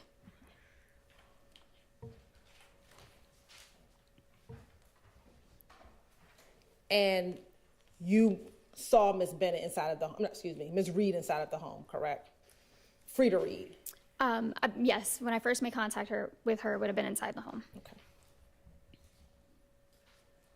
Once you spoke with Miss Reed, what, if anything, happened next?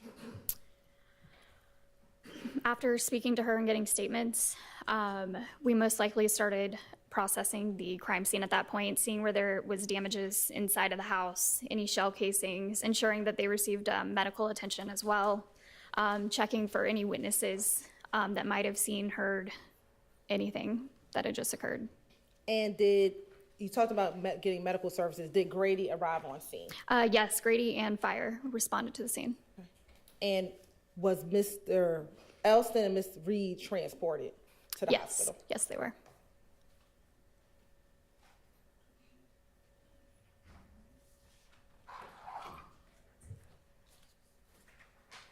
Now, you also said that you were able to speak with witnesses on the scene. Yes. How many witnesses did you speak with? I spoke with a female who lived across the street from the location.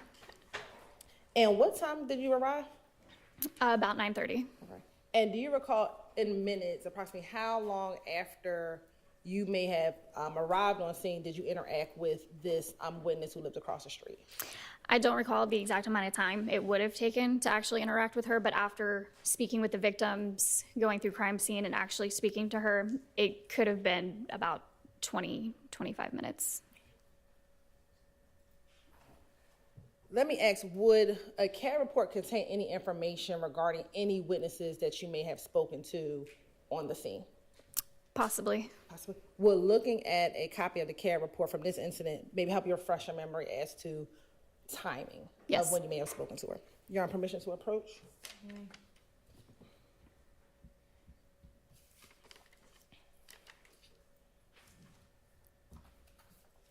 I'm going to show you what the marks for identification purposes as 88GG. Just take a look at that CAD report. It helps refresh your memory as to any information with that witness in there to help ascertain what time you may have spoken to her.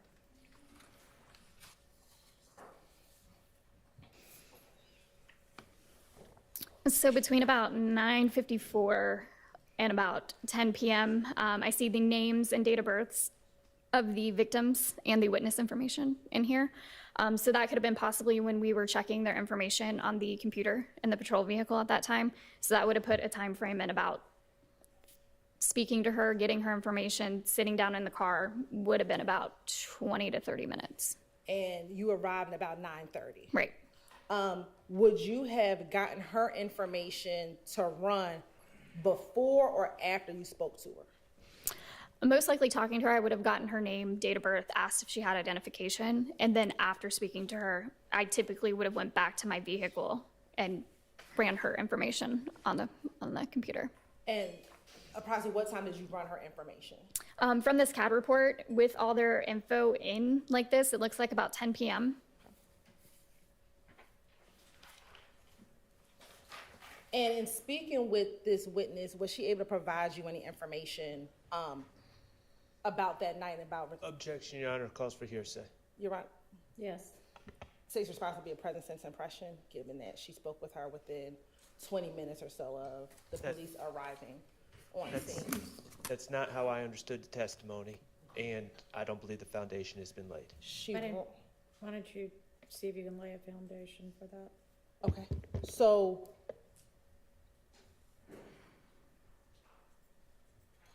did you, based on your report, speak with this witness? Based on my report, yes. And given that you ran her information at about 10 o'clock, would you have spoken to her before 10 o'clock? Would you have spoken to her before 10 o'clock? Most likely, yes. Okay. And you arrived on the scene about 9:35? Yes. All right. So within 25 minutes, is it fair to say you would have spoken with this witness? Yes. Okay. And is that typical that you would speak with the victims first and then go out and canvass the area to speak to witnesses to see if they've observed anything? Yes. All right. And would that be the protocol, what you would have done on this day back in January 26, 2015? Yes. Today, do you remember what her being the witness, what her body language was or her demeanor was? I don't recall. Okay.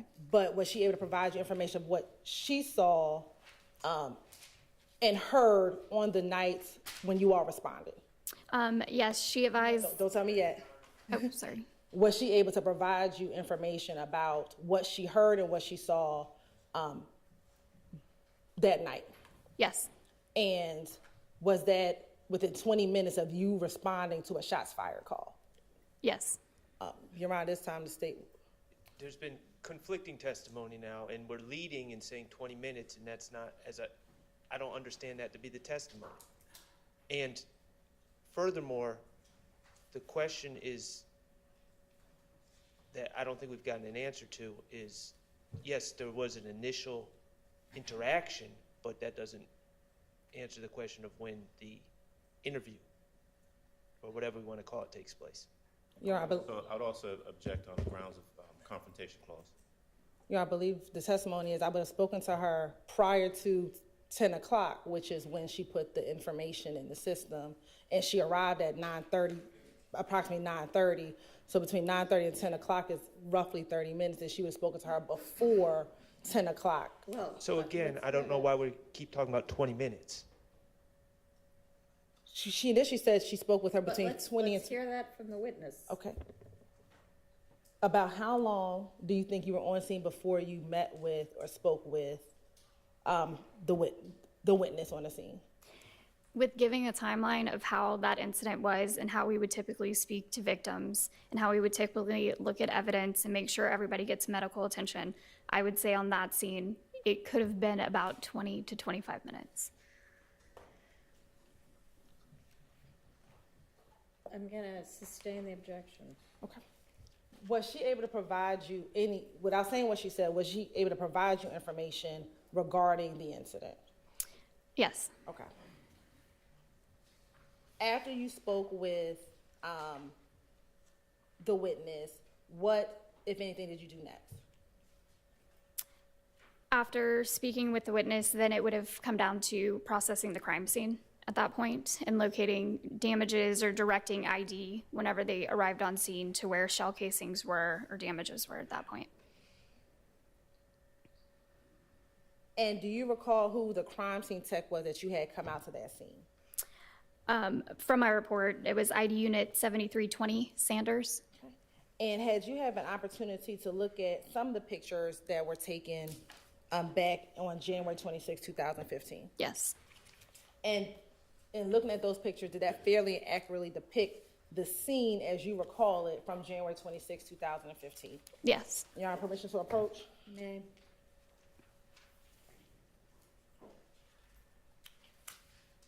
I'm showing you what's been marked as Exhibit 1GG through 28GG. Have you had the opportunity to look at those specific pictures prior to entering court today? Yes. And Your Honor, this time the state would like to tender Exhibit 1GG to 28GG into evidence. Did you say 20 or 28? 28. All right, they're admitted. Permission to publish. You may.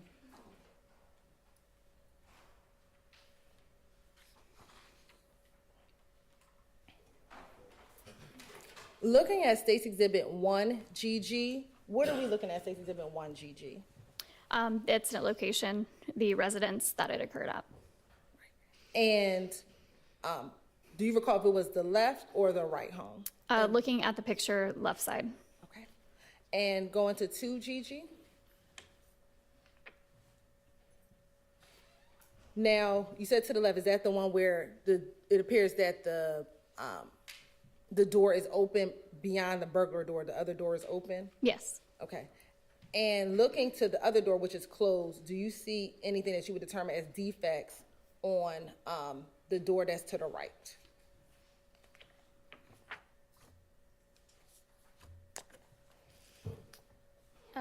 Yeah, from looking at the picture, yes. Okay. But that is not the house that you responded to, the one on the right. That's correct. Okay. Looking at 3 Gigi, if you can describe for the jurors, what are we looking at in 3 Gigi? Staircase inside of the residence. Okay. And is this a staircase in which you saw Mr. Elston? Yes, I believe so. Okay. Looking at 4 Gigi, what is depicted in 4 Gigi? Defects on the wall and the staircase. And when you say defects, what do you mean? From being struck by bullets. Looking at 5 Gigi, is that just a close-up of those same defects? I believe so. All right. 6 Gigi, are these additional defects found within the home? Yes. All right. And 7 Gigi, are these additional defects found inside of the home? Yes. And will all these be consistent with defects that come from gunfire? Yes. All right. Looking at 8 Gigi, is that just a close-up of what we just looked at? Yes. All right. 9 Gigi. And in 9 Gigi, is that also a defect at the top portion of that picture? Yes. And I don't think you can see it here, so if you can stand up and just indicate with the pointer where that defect is on that picture. Right there. All right. You may have to stand, so. Okay. Looking at 10 Gigi, if you can identify for the jury the defect that is Right here. in here as well. All right. 11 Gigi, is that just the floor inside of the home? Yes. All right. 12 Gigi, what is depicted inside 12 Gigi? I recall that being the front bedroom upstairs. And looking at 12 Gigi, do you see the window in 12 Gigi? Yes. Do you see any distortion of the blinds looking at 12 Gigi? Yes. Okay, if you can just point that out for the jury. Here and up here. All right. Looking at 13 Gigi. Within 13 Gigi, do you see any defects in the wall near that window that you just identified? Yes. If you can just point to the jury, and if we can zoom in where those defects are. Scroll down. So we're looking right here and over here. Okay. And you said over, hold on. It's like possibly some up here.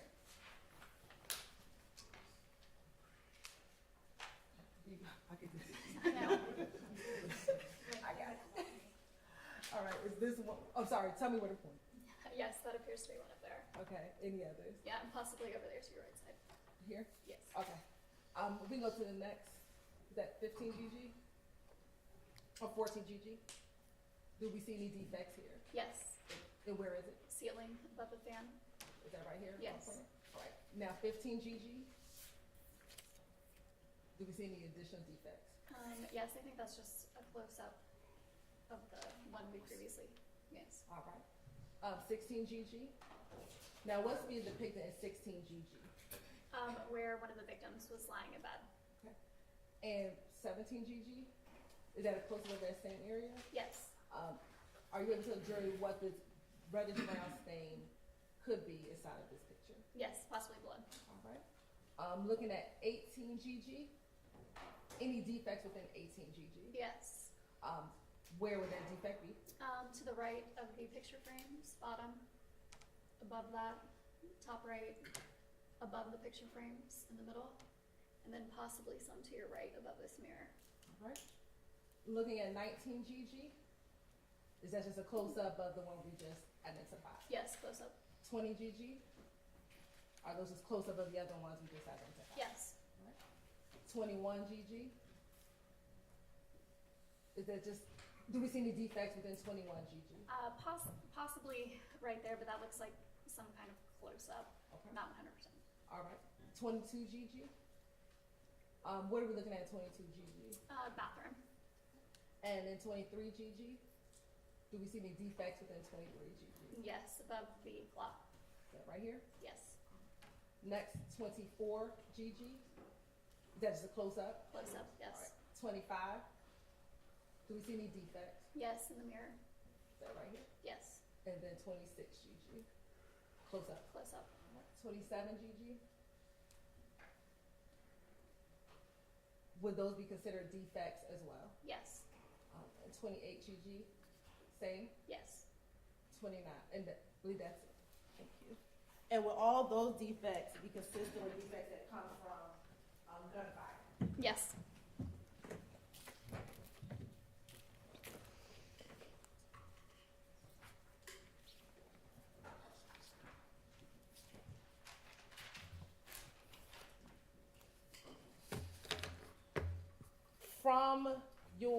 From the bedroom, where was the bedroom in relation to outside? Was it the front bedroom, the back bedroom, or something else?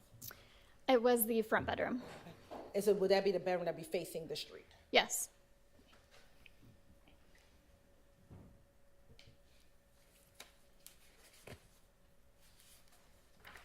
Once you had investigator Sanders process the scene, what, if anything, would you do next? After probably while she was processing her, I can't recall if Sanders is male or female, I apologize.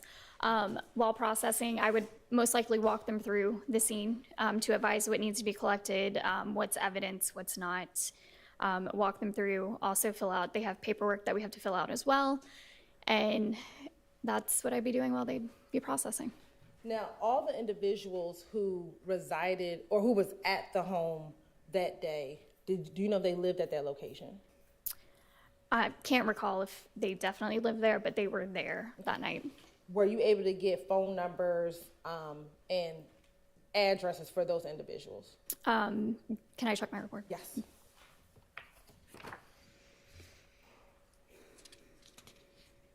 Yes. Would you like me to go through? No. Were you able to get that for each of those individuals? Yes, I was. Okay. And outside of the home having defects, were there any other defects to anything outside of the house? Yes. Okay. What else was damaged? There was a vehicle that was in the driveway, I believe, that had damage. What kind of vehicle was it? From my report, a blue Chevrolet Lumina. When you arrived on the scene, did you see anyone shooting by the time you got on the scene? I did not.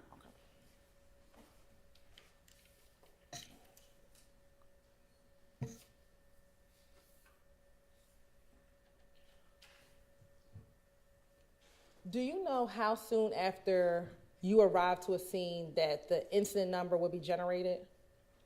It would already be generated upon us getting the call.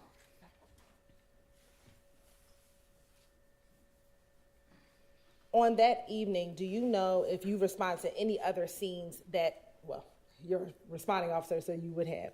Do you recall responding to an incident 150260124 at all that evening? The location?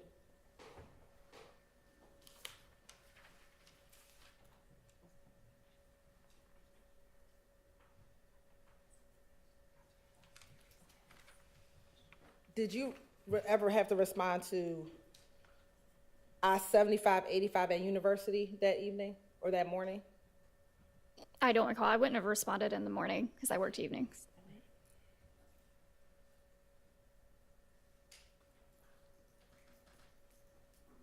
Did you ever have to, if you can recall, respond to Stanhope Drive on January 26, 2015? I don't recall.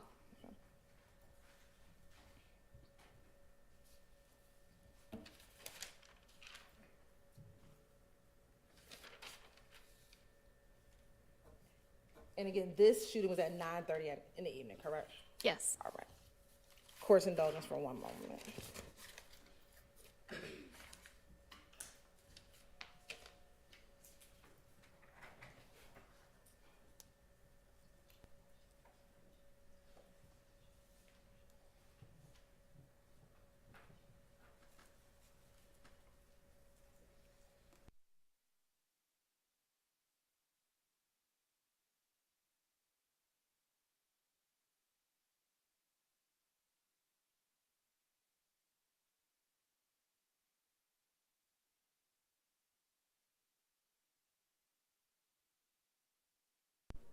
For confirmation, your report number was 150262672. Yes. Is that fair? When in relation to your incident that you responded to, would incident number 150260124 occur? That would have been earlier in the day. Earlier in the day. Yes. When in relation to your incident, would 150262801 occur? That would have been after. After. All right. Thank you. No further questions. Any defense questions for this witness? Thank you. On behalf of Mr. Williams, we have no questions. Okay. No questions on behalf of Mr. Stillwell. No, Your Honor. All right. Okay, thank you for your time. You're excused. Is your next witness, how lengthy are they going to be? They'll be a little longer. How long? Probably about 45 minutes to an hour. Do you want to eat lunch now or in an hour? Want to keep plugging for a little while? All right, let's have your next witness. Your Honor, the state calls Dr. Christy Pitts to the stand. Okay.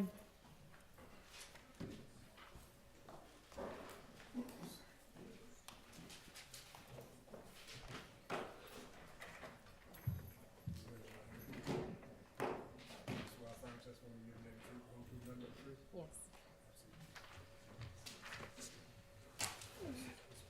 State spells it in the court. Christy, Kristi, Pitts, Pitts.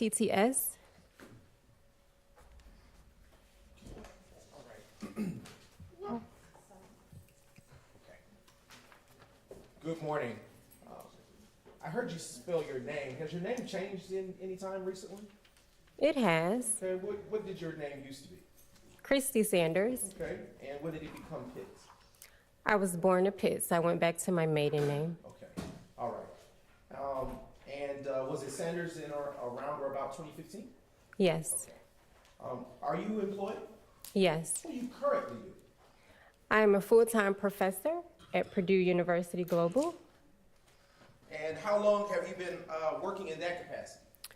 I've been working at Purdue University for about 3.5 years. I've been teaching post-secondary education for over 10 years. Okay. And what did you do, what capacity did you work prior to beginning your teaching career? I worked at Atlanta Police Department as a crime scene technician. And what were your usual duties and responsibilities as a crime scene technician with the Atlanta Police Department? I processed crime scenes that I was dispatched out to. Okay. And when you say process, what did that all entail? Photographing of the scene, processing evidence that was collected, and testifying to those findings and to that processing.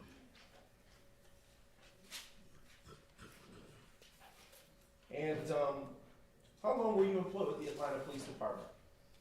Maybe a little over 5 years. Were you ever a sworn law enforcement officer with post-certification? Yes. Okay. Were you sworn in, post-certified in your capacity as a crime scene tech? Yes. Okay. What year did your employment with the Atlanta Police Department begin? 2013.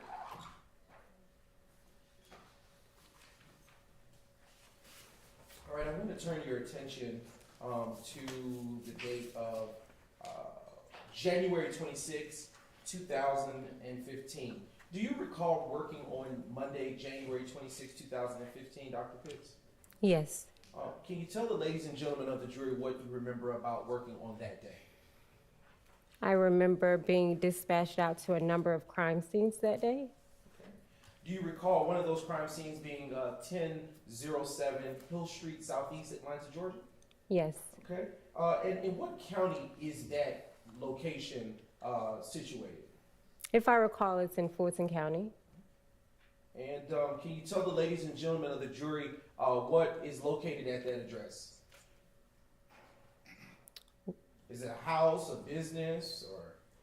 I would actually have to take a look at my report, if possible. No problem.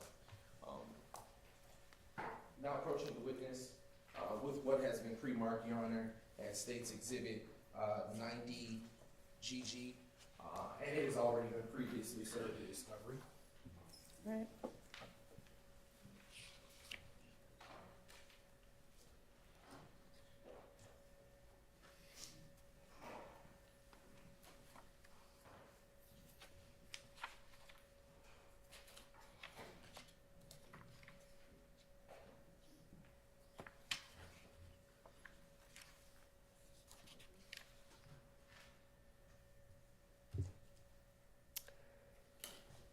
It appears to be a house based off of my description in one of my photographs. Okay.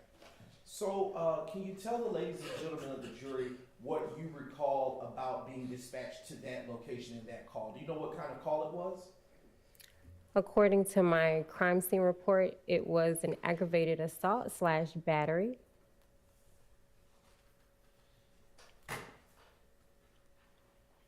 And what, if anything, did you observe when you arrived to that location?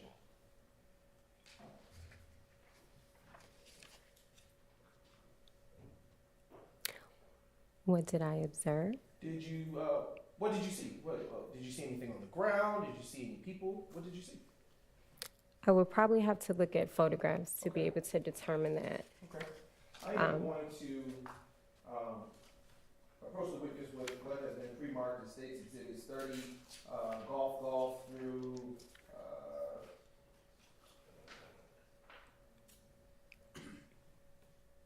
85, golf.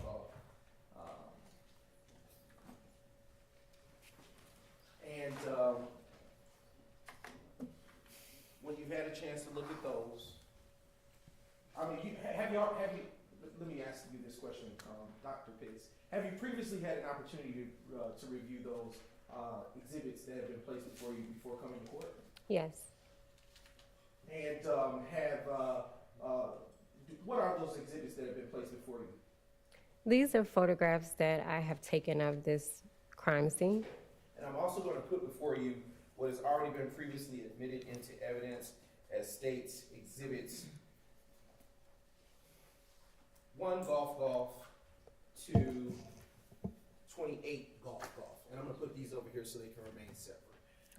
Have those exhibits identified as State's Exhibits 30 golf, 2, 85 golf, do they fairly and accurately depict the location of 1007 Hill Street, Southeast Atlanta, Georgia, as you remember that crime scene to be on the day of January 26, 2015?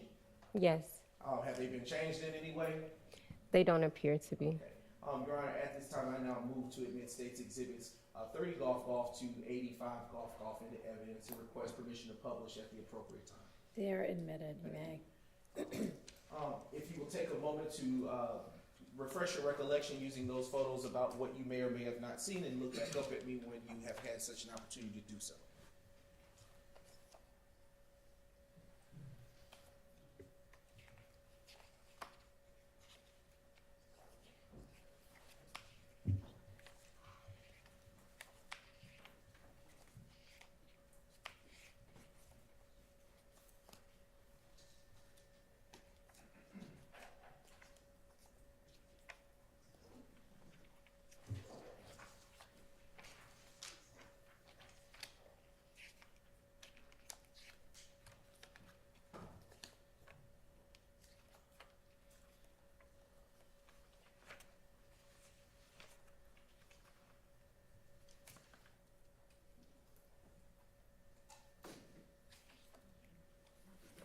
All right, do you need me to restate the question, or? Absolutely, please. Okay, all right. What, if anything, did you see upon arriving to the location of 1007 Hill Street Southeast, Atlanta, Georgia, on January 26, 2015? Upon arrival, I remember seeing the first responding officer that was there. Did a quick briefing with that officer. And during that briefing, I did a preliminary walkthrough, and that's when I was able to locate shell casings that was at this particular crime scene. Do you know who the initial responding officer or officer on the scene was? According to my report, and I could be pronouncing this wrong, I think it's Ledesi. Okay. How do you spell it? It's Leduc. Okay, all right. Is it fair to say that might be Leduc? Hey, potato, okay. potato. Okay, all right. And do you know who called you out to the scene? Was it Officer Leduc? It's not. It's typically the 911 communication dispatcher. When you arrived to that location, well, let me ask you, let me back up. Around or about what time did you get dispatched to that location, if you can recall? According to the report, it was 21:33 hours. Okay. And I'm not good with military time. Can you tell, ladies and gentlemen of the jury, for my sake, what that time might be? That time is 8:33 p.m. Eastern Standard Time. Okay. All right. And was the sun up or down at that time? If we're going off based this time when it came in, based on the date, we're in the winter season, I would say that it's dark. Okay.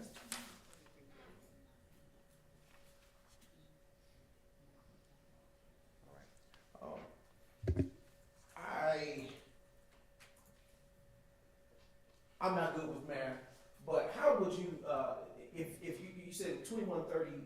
Maybe 9 p.m. Okay, I just want to make sure I know. All right. So I want to ask you a little bit more about your arrival. So how do you determine where to start when processing your crime scene? It's based off of training. You want to approach a crime scene in the most systematic manner possible. So before you even approach a crime scene, you should have a plan of action. And that's typically how I approach all of my crime scenes. I conduct a quick, brief walkthrough with that first responding officer or either the lead investigator that's there. Speak with them as we're walking through. I'm observing the scene. They're letting me know what they've already witnessed or uncovered. And then while I'm doing that, I'm thinking simultaneously how am I going to go ahead and process this crime scene. Okay. And in the course of processing the crime scene, is this particular crime scene that you responded to given a case number at any point? Yes, it is. What is that case number associated with this crime scene? The incident number for this one is 150-262-672. All right. In the course of processing this crime scene that you responded to, did you you stated earlier that you saw shell casings on the ground. Is that fair to say? Yes. And in seeing shell casings, did you collect those shell casings? Yes. Do you recall how many shell casings you collected on that day? According to my crime scene report, it was 66 pieces of evidence. And did you collect any live projectiles? Or live rounds, rather?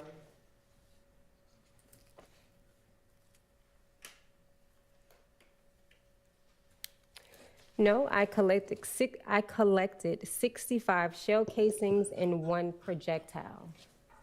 And when you say a projectile, what do you mean by that, Dr. Pitts? So a projectile is a piece that comes off of a shell casing or a live round that has been fired. So it can be a piece of metal that's off of that. And prior to collecting the said evidence that you obtained on that evening, can you tell the ladies and gentlemen of the jury what, if anything, you do before removing it from the premises? You want to photograph the crime scene in its totality, and then from there, you must photograph each individual piece of evidence. So in this instance, I collected 65 shell casings. I took 65 individual photographs of those shell casings, and overall, a mid-range and a close-up of each and every piece of evidence. And after you take those photographs, well, let me ask you a different question. How do you distinguish shell casings one from another on the scene when you're taking pictures? Based on the initial walkthrough that I conduct with that first responding officer or either that lead investigator, we typically discuss, did you determine what was the entryway into this crime scene? And from there, that's how I methodically place the evidence markers on those shell casings. With the evidence markers, are those included in the crime scene photos that you take? Yes. Okay. And after taking your photos of the crime scene, what, if anything, do you do with the shell casings? I collect them. Did you take them and put them in your pocket? Did you put them in a backpack? How did you transport them or collect them? So they are not put in my pocket. That would be extremely unethical. They are individually collected and placed into a small manila envelope, meaning a little bullet bag, and they are numbered based off of the evidence markers. They are given their approximate time based on when I collect each and every piece of evidence. On that evidence bag or that bullet bag, I also clearly specify where in the crime scene they were collected at. And do you also, on that evidence bag, include the case number associated with the crime scene? Yes. I should say incident.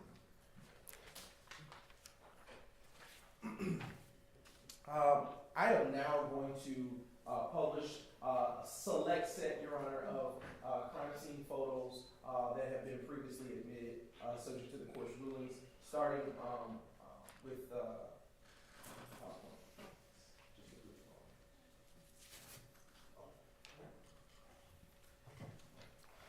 right.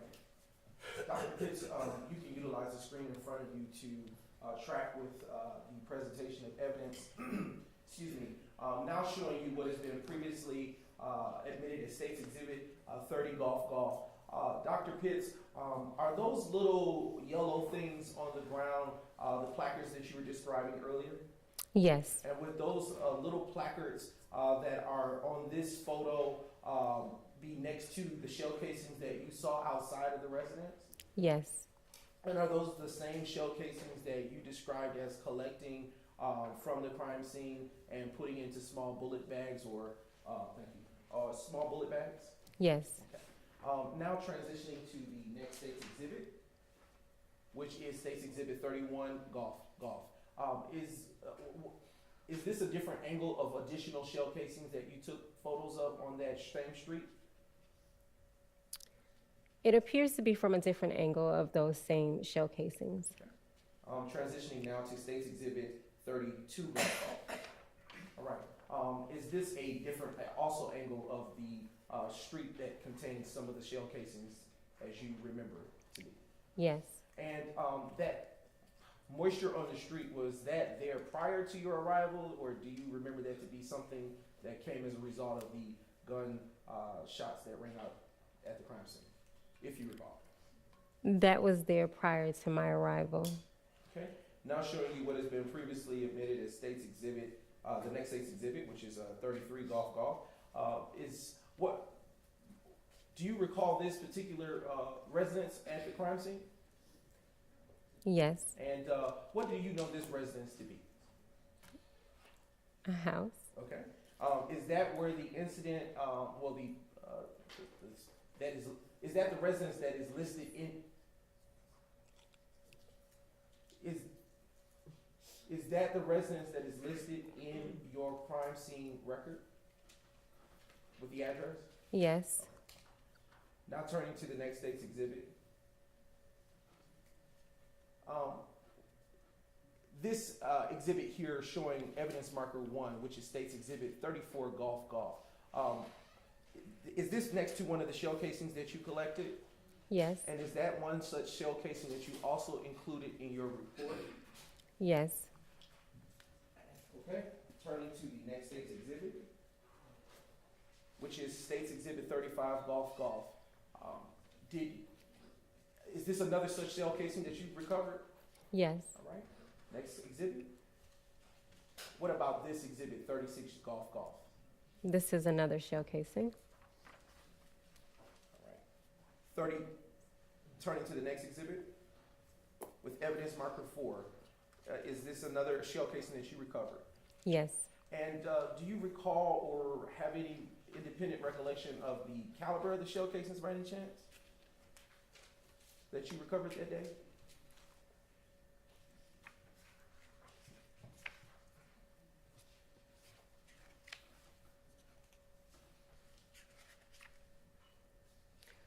Not listed on my crime scene report, however, in my personal notes, yes. Okay.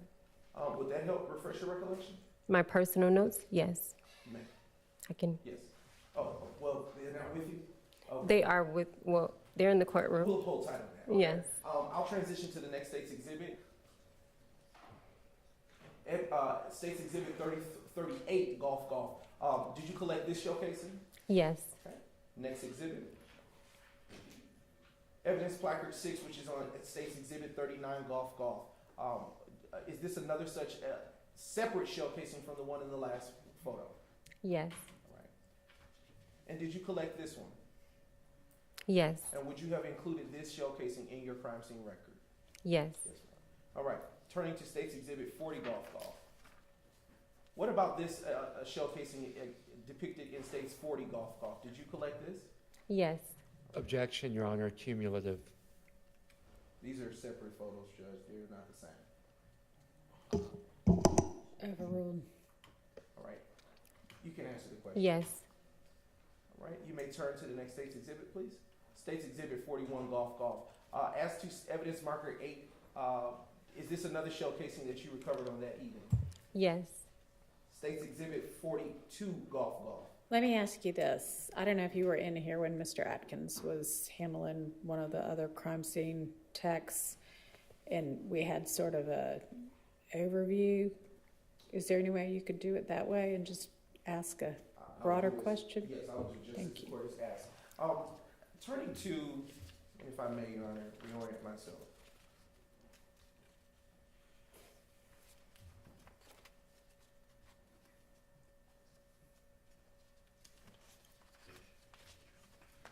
Just a brief indulgence.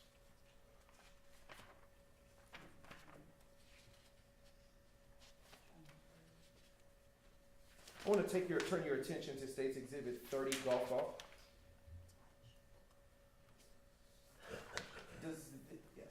Does the State's Exhibit that is published on the screen just about encapsulate all of the shell casings that you recovered from outside of the address of 1007 Hill Street Southeast, Atlanta, Georgia?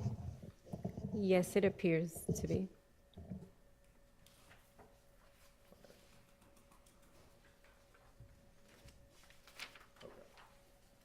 I want to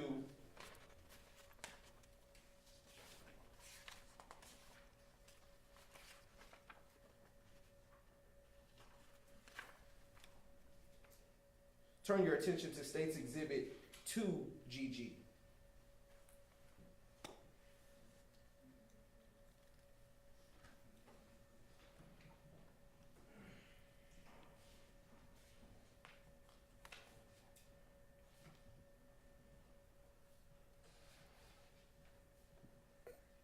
All right. The address that you listed on your report is 1007, correct, Hill Street? 1007 Hill Street, Southeast, yes. Is this picture depict the correct address of the home to which you responded on January the 26th, 2015? Yes. All right. Okay.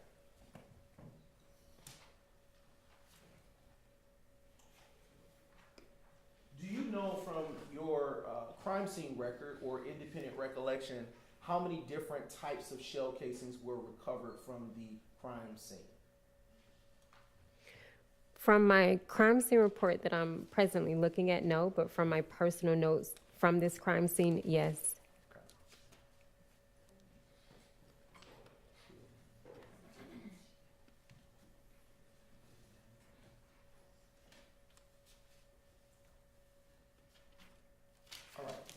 want to turn your attention to the state's exhibit that has been identified as State's Exhibit 90 Golf.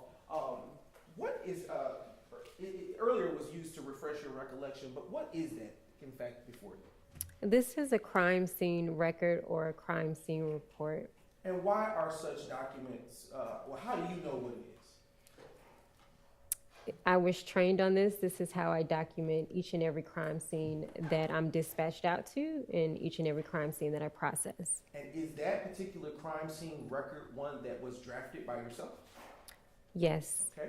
And is that crime scene record made at or near the time that you have would have performed your duties as a crime scene technician? Give or take maybe a day or two. Okay. And would the evidence that was depicted in the photos that were published a few moments ago be included in that document? Yes. And would you also include any other such things that you would have, actions you would have taken that evening or thereabouts for reference purposes in that same document? Yes. Your Honor, at this time, and is that document in the same or substantially same condition as it was when you last had the opportunity to review it? Yes. Okay. Your Honor, the state now moves to admit State's Exhibit 90 golf into evidence. All right, that's admitted.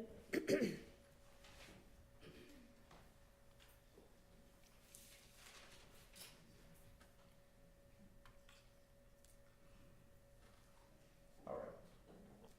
Do you remember, or are you able to say now, how many types of shell casings you recovered from State's exhibits from the location of 1007 Hill Street Southeast? Am I good? If I was given the opportunity to review the notes that I've brought with me today, yes.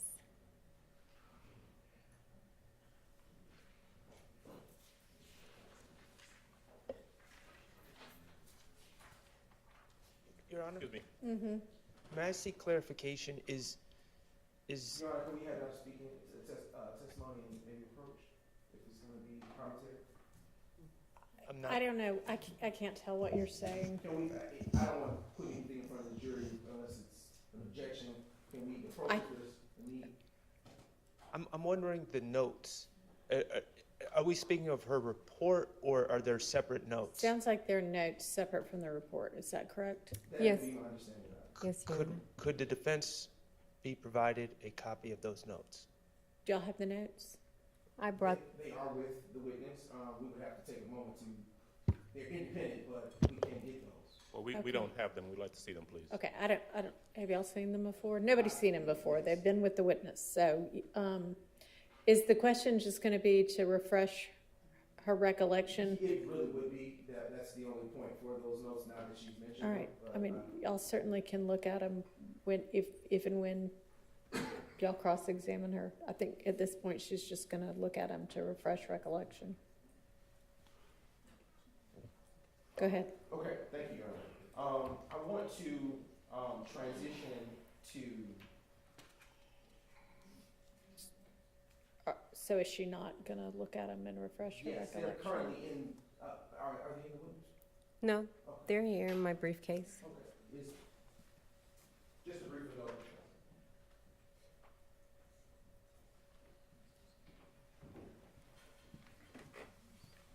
Thank you. Yes.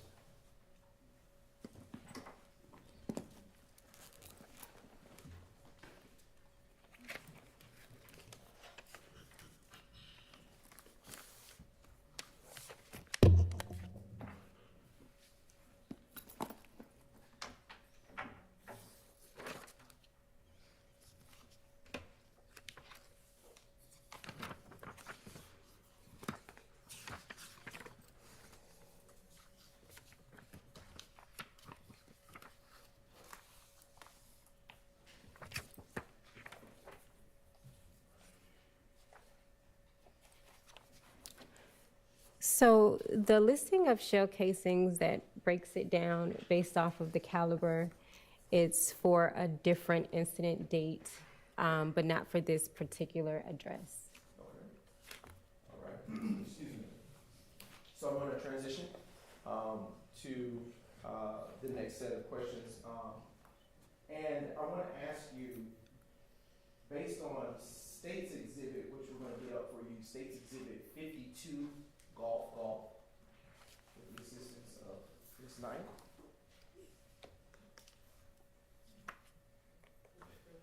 It should be coming up before you on the screen too, if you want.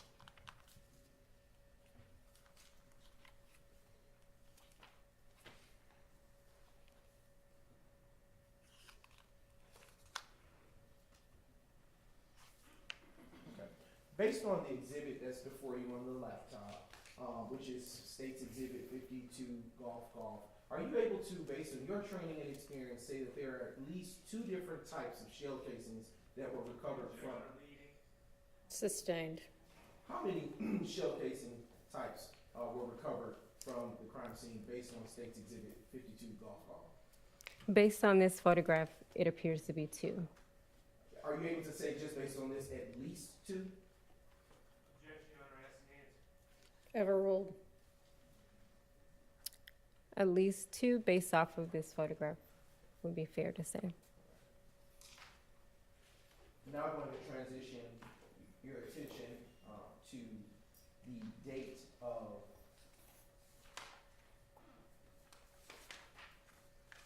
January the 28th, 2015, which would have been a Wednesday. Do you recall working on that day, Dr. Pitts? January the 28th, 2015, yes. What do you recall What do you recall about working on that day? I would need to either look at my notes or my crime scene report. I am now going to approach the witness, with what has already been pre-marked as State's Exhibit 123, Charlie. And I have now handed the witness that exhibit. And after you've had a chance to review it, please look up at me and we'll continue asking questions.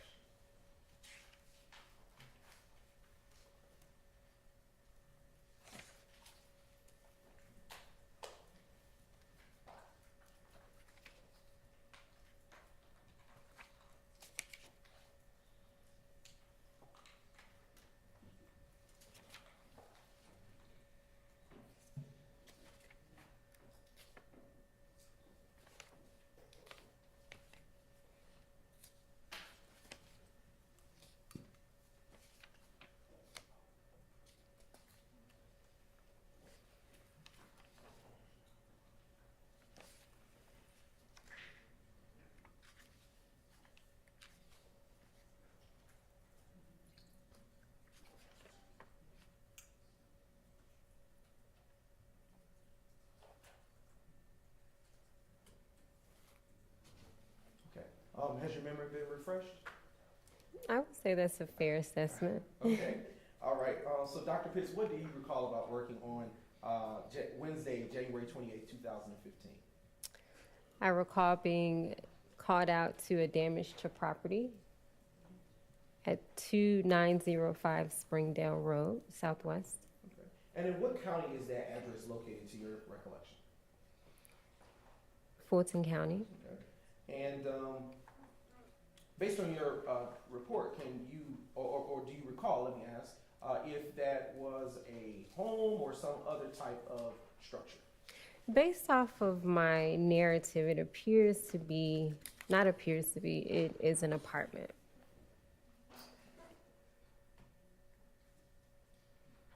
And did you, in fact, actually go out to that location? Yes. Okay.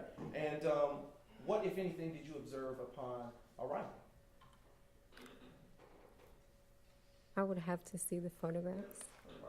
I am now approaching you with what has been pre-marked as State's Exhibits 1, Charlie, to 122, Charlie, and they have also been shared in the discovery process already, Your Honor. And I want to ask you preliminarily, Dr. Pitts, have you had an opportunity to view State's Exhibits 1, Charlie, and through 122, Charlie, prior to coming to court today?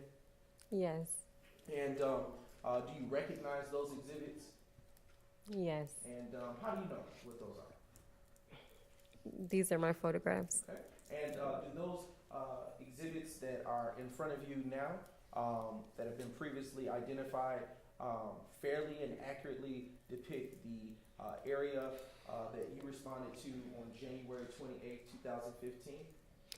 Yes, And Your Honor, at this time, the state now moves to admit said identified exhibits into evidence and publish with your permission. Your Honor, I'm sorry, may I have some clarification? Is the state referring to 1CC or 1CCC? One Charlie. Triple C, right? Yes, Your Honor. Triple C, I Triple think he said it one time, is just a double C, but it's triple C. Any objection? Those are admitted without, or is there objection? Well, I'm seeking clarification. Have they been renumbered since we've been provided this? No. Okay, well, we don't. Your Honor, these have been previously provided in discovery for this exact reason as the court is instructed, and I'm not sure. Okay, I'm not sure if you understood my instruction yesterday, but it's okay. But there are 3 separate PowerPoints that we gave, so we gave. I am not, and I don't think they're questioning that they have seen them before. They just don't know what's what, because when they saw it before, apparently it wasn't numbered as, you know, a specific exhibit number, or it had a different exhibit number. So they need to know what they're looking at, basically. Your Honor, so what they have is what's being published, so we consolidated what, everything's been admitted has been turned over, they should have, but what they have in this PowerPoint are the ones we're going to admit, which is a smaller number than what the full amount of pictures are. So we're only publishing. Okay, so have they been renumbered? Yes. Is the question. Yes. And that, Okay, which makes it difficult for them to know what to look at, because They have not. 15 CCC might be something different now. They haven't. He just said 1 to 24. the exhibit number, Your Honor, is one, but on the actual way in which they are presented for the publication purposes is different. So just make sure. Okay, so that's why they're asking for either some clarification. But if y'all follow my instruction from earlier today and just get together in the morning before we start and look at everything, then we shouldn't have this problem tomorrow. Yeah, I think we didn't know that we were going to get. I'm not blaming anybody. It just, You're right, if we can clarify this, I think that we just. It's just give them a chance to look at them for a second. They can take the full stack. What they have is only what's being published, so that's what. Right, but the numbers are not the same. They are. That full stack Show me number. the number 20 CCs. Can I see those? Sure. This is the whole stack. We got to pull out which ones.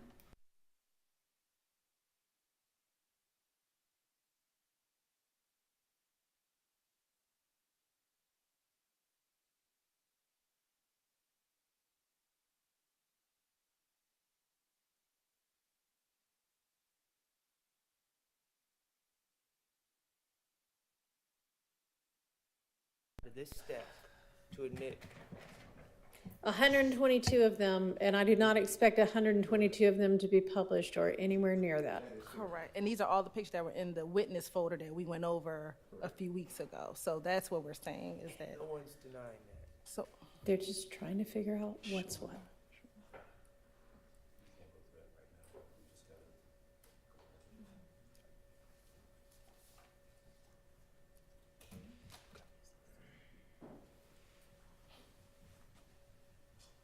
All right, Your Honor, are the question remains, what state's waiting on your approval? Okay, so it doesn't sound like there's any objection, so admitted without objection. Okay. And you may publish a select Yes, number of that's them. the actual intention, Your Honor. Okay. Dr. Pitts, earlier you stated that you would need to refresh with your photos. If you have an opportunity to, you can look through them if you need to briefly. To see what you recall about what you saw when you arrived.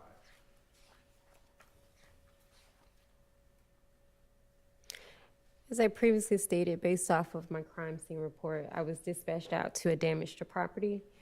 Looking through these photographs, I have seen these briefly before.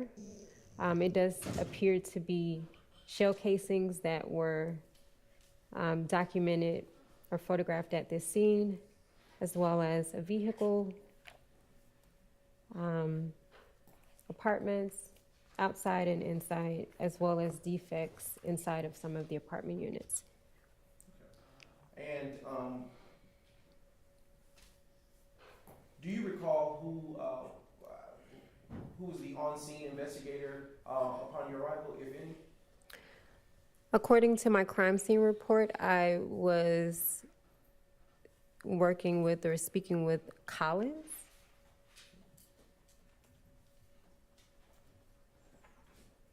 And what was the actual address of the location to which you were dispatched?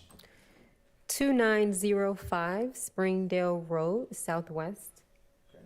And in what county is that address situated? Fulton County. And do you remember whether it was daytime or nighttime when you responded to that crime scene? Based off of the time that the call was received and the time that the call was answered, it was the early morning of January 28th, 2015. Do you have a round or about the time that you may have went to that location? So this call was received at 1:01 a.m. It appears that I responded at 2:07 a.m. Did you collect any evidence from this crime scene after you arrived? Based off of my crime scene report, I collected 22 pieces of evidence. 17 shell casings and 5 projectiles were collected from this crime scene. And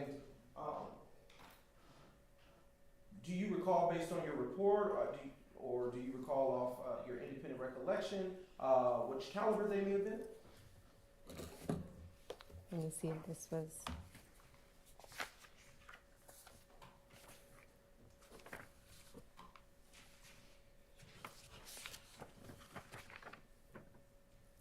Yes, based off of my notes, I collected a 9mm Luger. That was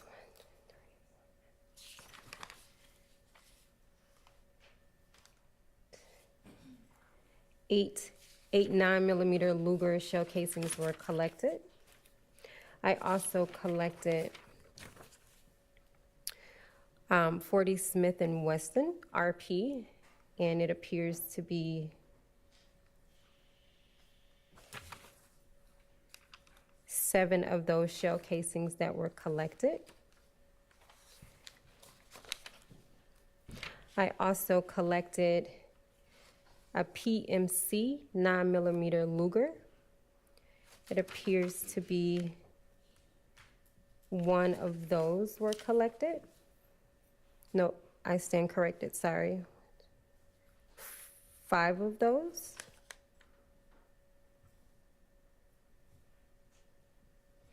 There was also a Hornady 9mm Luger that was collected, a Blazer 9mm Luger that was collected.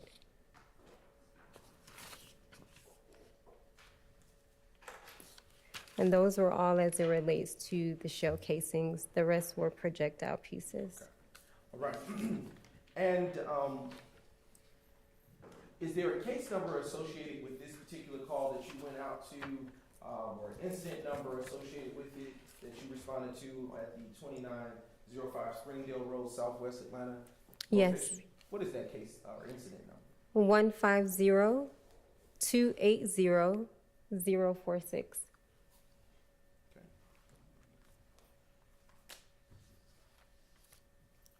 And after you collected that evidence, did you handle that evidence in the same manner as you did in the prior APD case or incident number? Prior to collecting any pieces of evidence, including these shell casings and projectiles, photographs are taken of the entire scene, and then individually of each and every shell casing before any collection is done. I want to publish select photos for on the screen for you, and if you give it a brief moment, it will come up.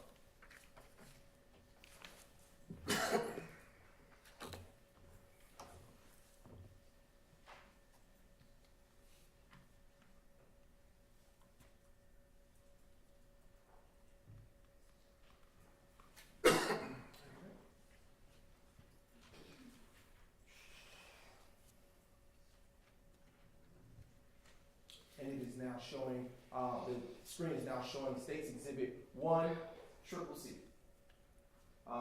Utilizing States 1, Triple C, can you tell the ladies and gentlemen of the jury what we are looking at here? This is an overall photograph of the shell casings and the parking lot area of this apartment complex based on my arrival. Okay.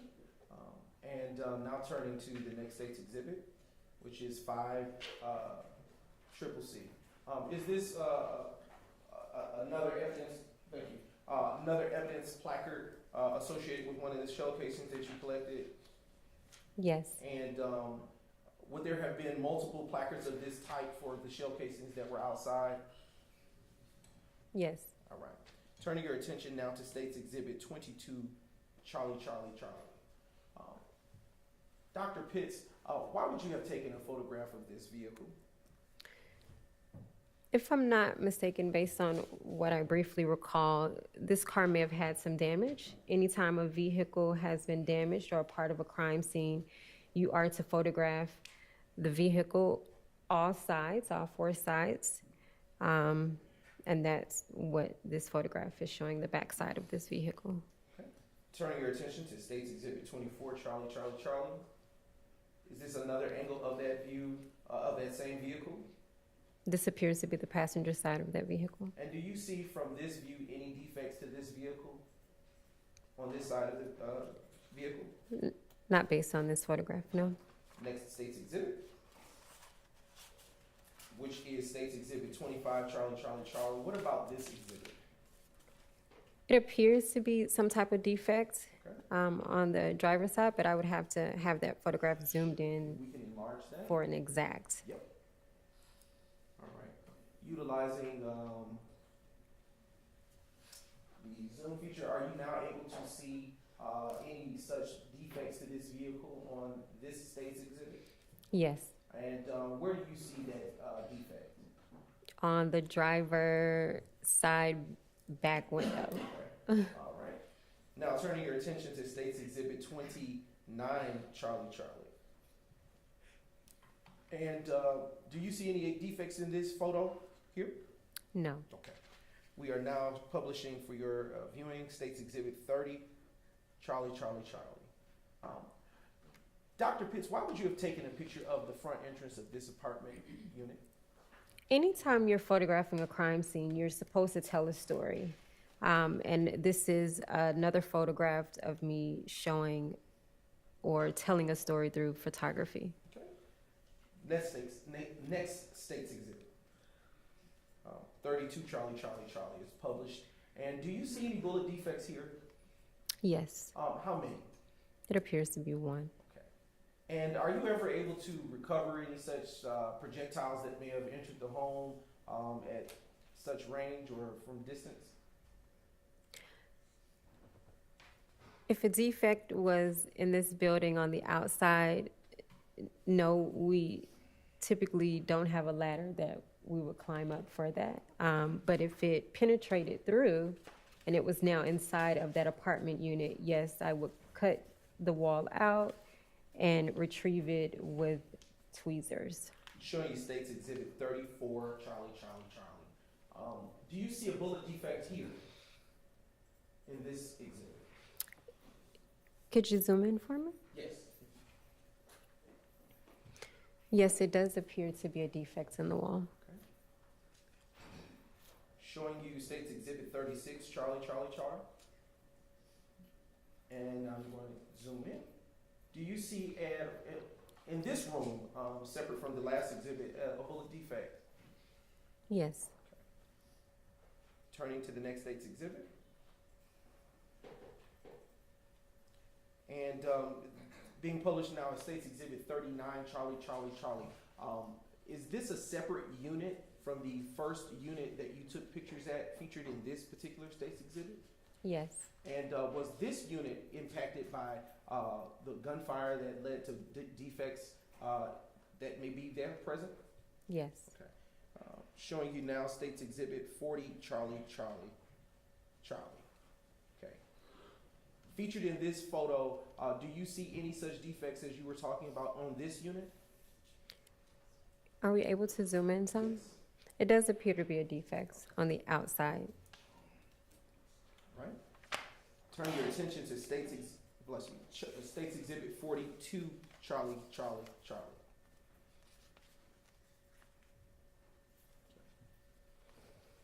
And if we can go and enlarge.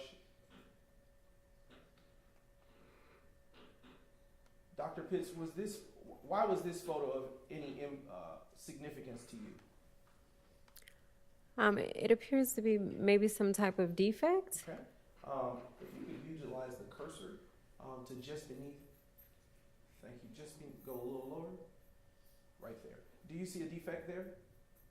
Are we able to zoom in some? I think that's as far as it goes, Dr. Pitts. I wouldn't be able to accurately say that that's a defect. We'll turn to the next State's Exhibit, which is 44, Charlie, Charlie, Charlie. Dr. Pitts, before you go to State's Exhibit 44, Triple C, why is there an evidence placard on the inside of the house as opposed to the outside? Because at this point, I am working my way indoors, and this appears to be the first piece of evidence upon entering this apartment unit. Okay, if we could zoom in, Ms. Knight. And from that angle or vantage point, are you able to tell what that evidence may have been? I can refer to my crime scene report. It appears to be a projectile piece. And now turning your attention to State's Exhibit 46, Charlie, Charlie, Charlie. All right. And is this a different defect from the others that we have observed in Unit 2? That we observed in Unit 1, because I think we've just entered into Unit 2. Yes, so within Unit 2, is this a separate defect from any others? Yes. Okay. And now turning your attention to the next State's Exhibit.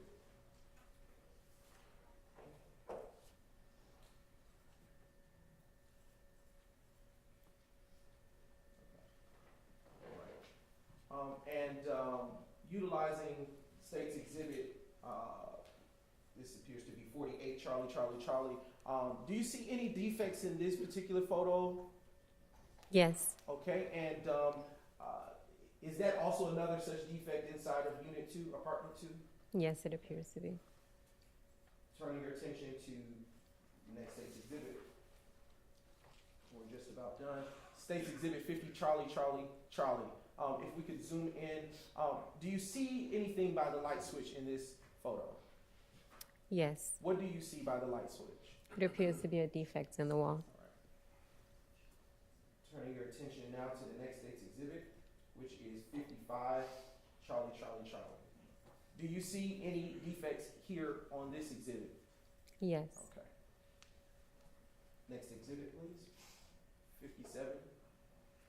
And in this photo, do you see any such defects within this closet area depicted in this exhibit? Yes. Okay. State's Exhibit 59, Charlie, Charlie, Charlie. Dr. Pitts, now that it has been enlarged, are you able to see another defect in the same unit on this photo? Yes. Turn your attention now to State's Exhibit 61, Charlie, Charlie, Charlie. In the same unit, and if you can enlarge, Ms. Knight, thank you. Do you see any bullet defects here with this exhibit on the screen? And if you're not able to, you can always utilize the hard copies in front of you. What was the number of this photograph? This is States Exhibit 61, Charlie, Charlie, Charlie. Thank you.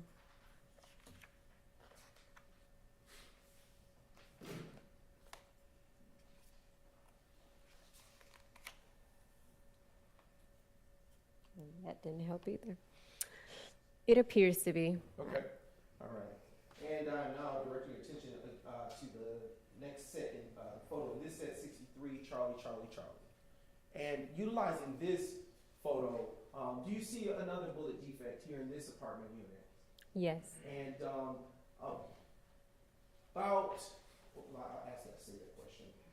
Turning your attention to States Exhibit 66, Charlie, Charlie, Charlie. Okay.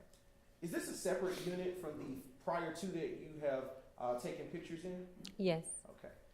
And do you see any bullet defects on this photo pertaining to Unit 3?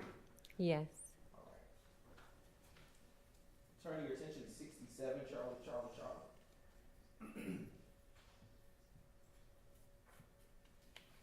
Dr. Pitts,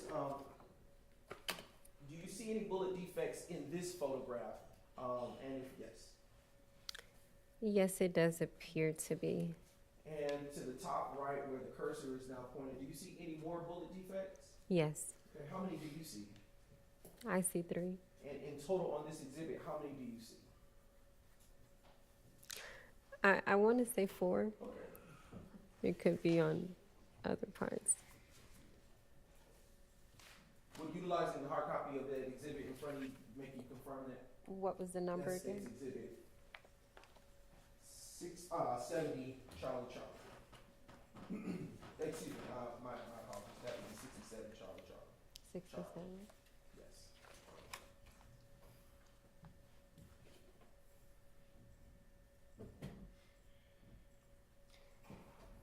I can't accurately say, and the reason that I state that, if you scroll down, it's 2 others, and I can't say if those are defects or not, so I don't want to misstate. I want to turn your attention to State's Exhibit 70, Charlie, Charlie, Charlie.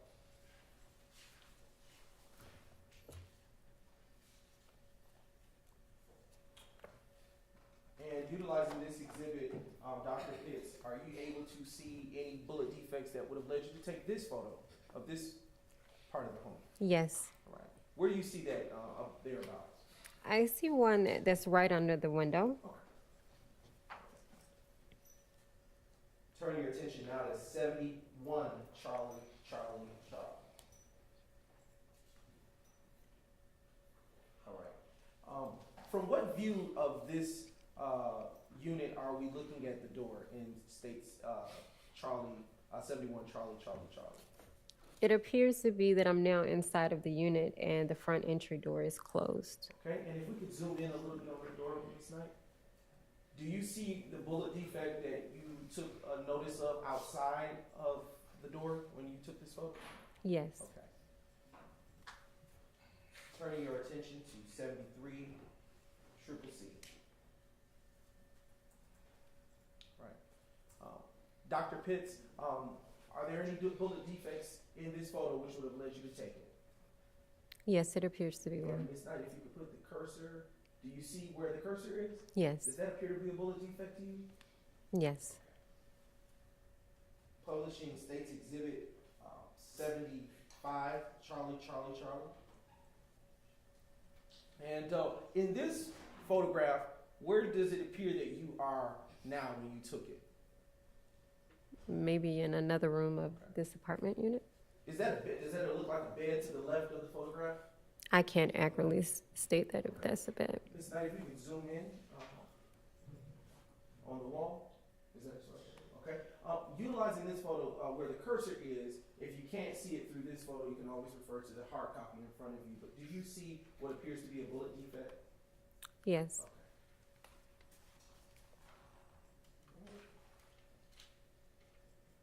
Okay. 76, Charlie, Charlie, Charlie. All right.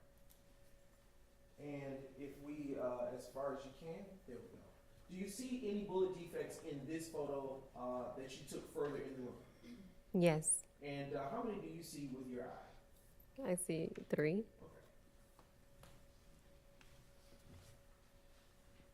Now, publishing state 77, triple C. And are you still in the same room that you were in when you took the first couple of photos? Yes, Okay, and if we can zoom in just a bit, do you see additional bullet defect, an additional bullet defect in this room? yes, And do you see, yes, I was going to ask you to look at that. is it 76 Charlie, Charlie, Charlie? It is 77, excuse me.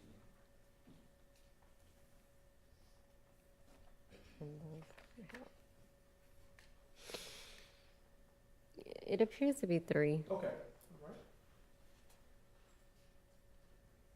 Now publishing 79, Charlie, Charlie, Charlie. And do you see any bullet defects in this portion of the photograph that you took for this case? Yes, How many do you see? 2. Now publishing States Exhibit 81, Charlie, Charlie, Charlie. And Dr. Pitts, do you see a bullet defect there?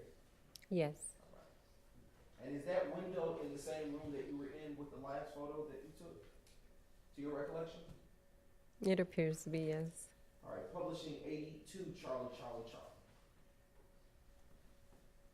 Dr. Pitts, why would an evidence placard now be in this portion of the house of Unit 3? Because the projectile piece was actually recovered from that wall. Okay. And do you see a defect that may have come from that projectile piece? Yes, Where do you see it? on the wall next to the placard. Okay. Publishing States Exhibit 85, Charlie, Charlie, Charlie. Dr. Pitts, do you see any defects to this piece of furniture featured in this photo? Yes, it appears to And be. is it fair to say that that is a headboard in which that defect is located? I can't speculate. I would have to zoom out. Showing you States Exhibit 86, Charlie, Charlie, Charlie. Dr. Pitts, what is on the floor near that placard? That's a projectile piece. Okay. Showing you now States Exhibit 88, Charlie, Charlie, Charlie. As to this evidence placard,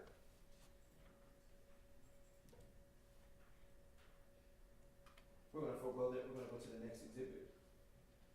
90, Charlie, Charlie, Charlie. Dr. Pitts, in the corner of this photograph, is there yet another bullet defect to your ability to see? Yes, Right. And now publishing 92, triple C. In the same room, do you see another bullet defect separate from the others that you identified? yes, Okay. Publishing the next state's exhibit, 93, Charlie, Charlie, Charlie. Dr. Pitts, what's here in this photo? this is a photograph of a projectile piece. Okay. Publishing 95, Charlie, Charlie, Charlie. And Dr. Pitts, do you see a bullet defect in this photograph? Yes, And is it where about the cursor is located on the screen? yes, Now publishing the next state's exhibit, which appears to be state's exhibit 100. But let's confirm. Just a brief moment.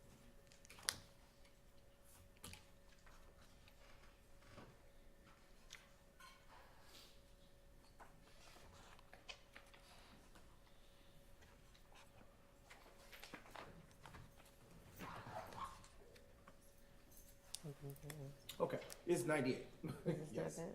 Yes, State's Exhibit 98, Charlie, Charlie, Charlie, which is on the screen. Is it 99 CCC? No, it's 98 on the screen. Charlie, Charlie, Charlie. Okay. And Dr. Pitts, why did you put an evidence placard here on the floor right in this photograph? This is a photograph of a projectile piece. Okay. And utilizing the cursor, Ms. Knight, can you hover over what that object appears to be? Do you see a projectile where the cursor is located?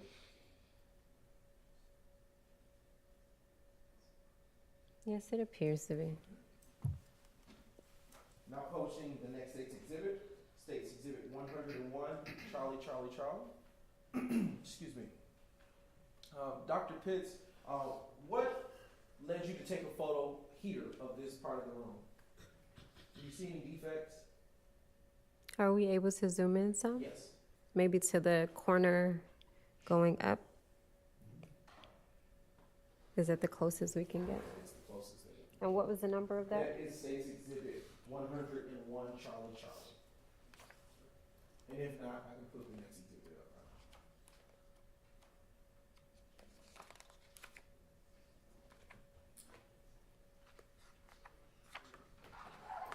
Can we put the next, because this is kind of out of sequence. Thank you. Actually, we're going to transition to State's Exhibit 106, Charlie, Charlie. And you can still refer to that if you want.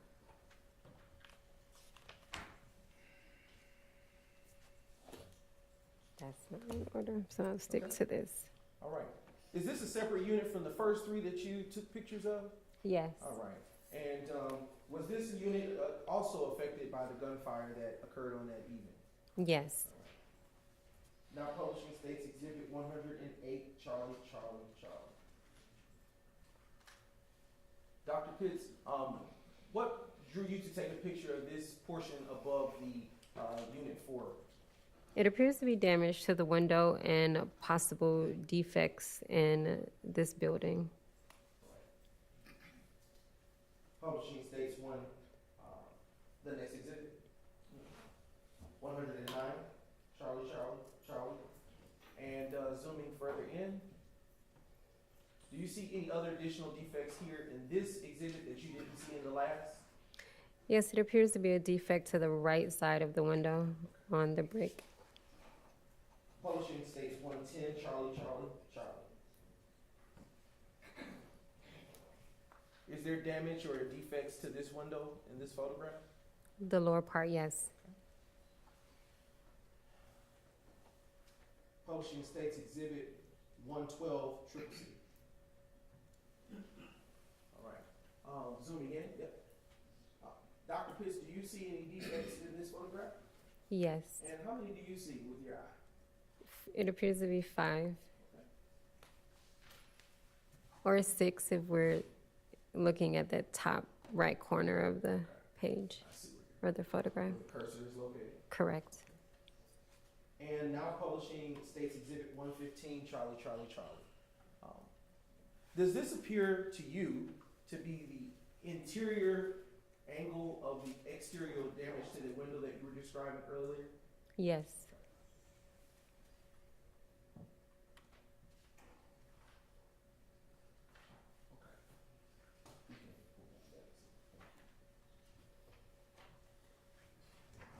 And Dr. Pitts, did you create a crime scene record for this particular incident?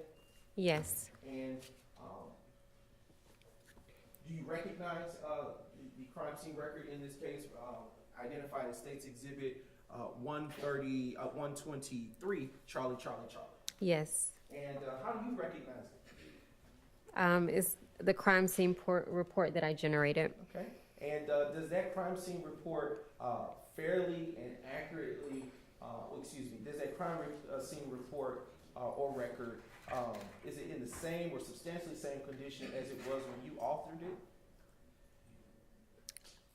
It appears to be, but I'm sure it's not the exact original. Okay. And at this time, Your Honor, the state now moves to admit State's Exhibit 123, Charlie, Charlie, Charlie.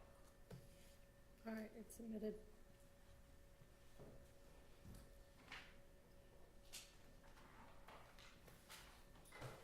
Dr. Pitts, I want to turn your attention to the final case number here. Do you recall working on Tuesday, April 28th, 2015? Yes. And do you recall being called out to the location of 2517 Donald D. Hollowell Parkway? Yes. And in what county, to your knowledge, is that location situated? It's on the other end of Hallowell, Fulton. And do you recall what is located at that address? Based on the photographs that I have been briefed on, it appears to be at a club. I am now approaching you with what has been previously labeled as State's Exhibits 2, Juliet, Juliet through State's Exhibit 91, Juliet, Juliet. If defense would like to take a peek, they may. Otherwise, I'll approach. It's already been served. Thank you. I have now handed the witness State's Exhibits 2, Juliet, Juliet, to 91, Juliet, Juliet. And what have I handed you, Dr. Pitts? A stack of photographs. Do you recognize those photographs?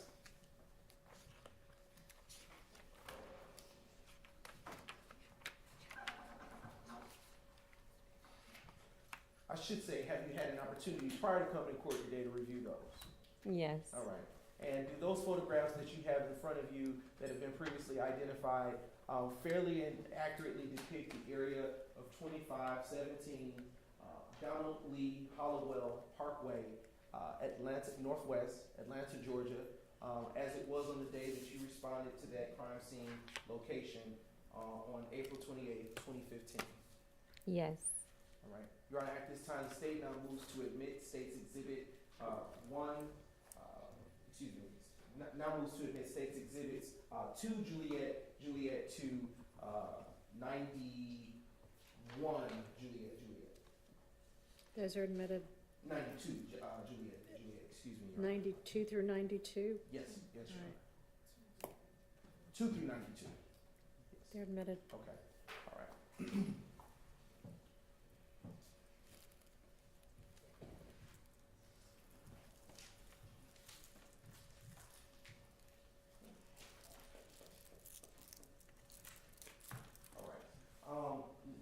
I'm also going to approach you with what has already been marked as State's Exhibits, Exhibit 93, Juliet, Juliet.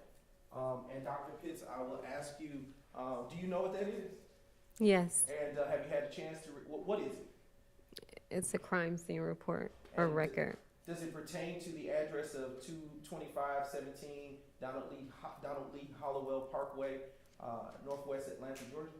Yes. And does it pertain to, what incident number to which does it pertain to? 151180288. And does that crime scene record is it in the same or substantially same condition as it was when you authored it?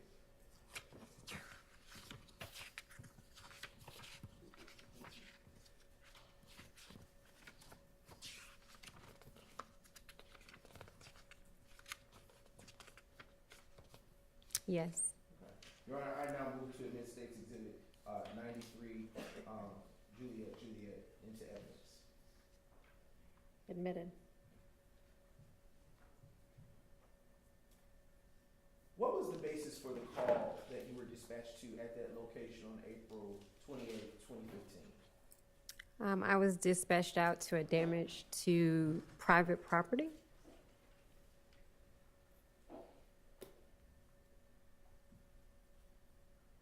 And when you arrived to the location, what did you see, if anything? Based off of my photographs, I saw damaged vehicles, some shell casings. And do you know who the on-scene investigator was or a responding officer? Based off of my report, it was Sutton. All right, I hate to do this, but I'm going to interrupt and have us break for lunch because it's been past the 45 minutes anticipated and we're at 1 p.m. now, so I'm sure people are getting hungry. So we'll pick up with this witness after the lunch break, and we'll break until 2:15. Yes, sir.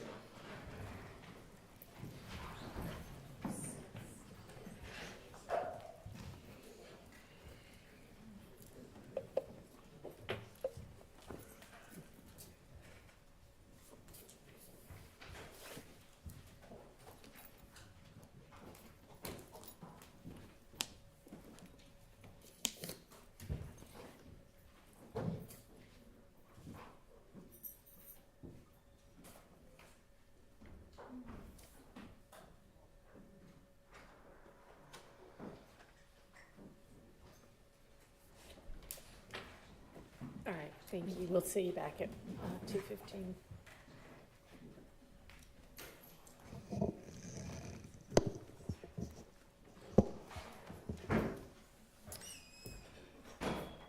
All right, I'm not sure where Miss Love went, but y'all were going to get the dates of the witness list that these various witnesses first ever appeared on.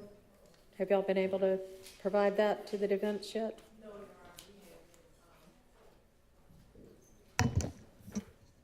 I'll look as we're sitting here before I leave for lunch. Your Honor. Okay, so I don't think you were in here yet, but somebody should have already been doing that.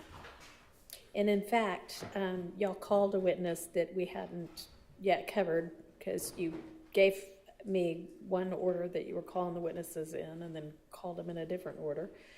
Not that anybody from the defense objected, but, there's Miss Love. Miss Love, the defense still needs the information on which witness list these recently re-added witnesses were on. Okay, I had, earlier this morning, I had our paralegal looking at our first list that we sent out. So I'll go and get that information Okay, from her. I mean, doesn't your paralegal email you Yeah. when they've got the information you need? Do you have to? Yes, and go actually she did physically tell over there? no, Okay. no, I was just going to step out and talk to her, but she already told me that, for instance, Kornbacher Yeah, was well, a he name. found Kornbacher, but anybody else? Yes, there was another one.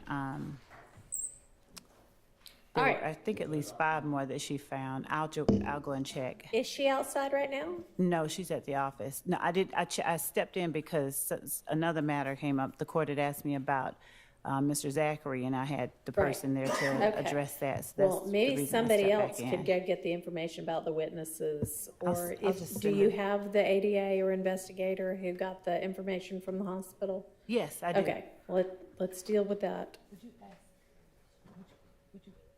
Would you give him that?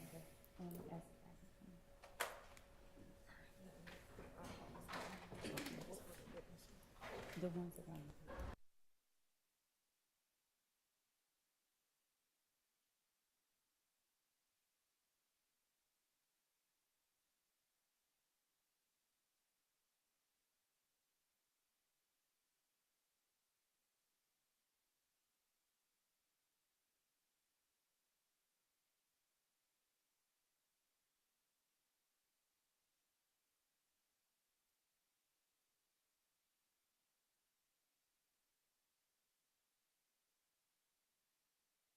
There.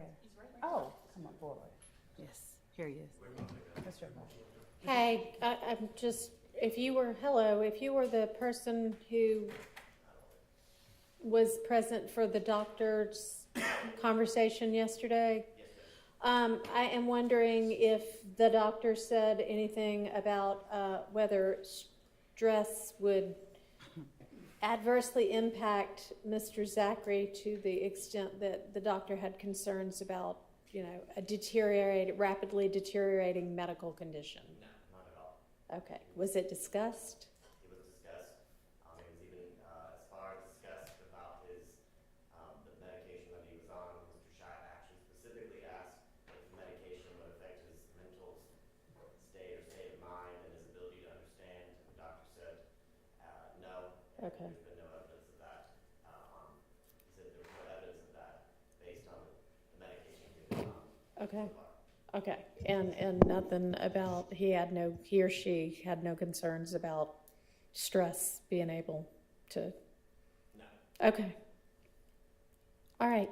Thank you. I appreciate your time. All right, Ms. Love, during this lunch break, please get that information to the defense. If you want to just email it to everybody. Yes, Your Honor. Okay. I'm going to pull up the email. I think I saw it. Great. So I'll If you pull have it that right up. now, that's even better. Okay.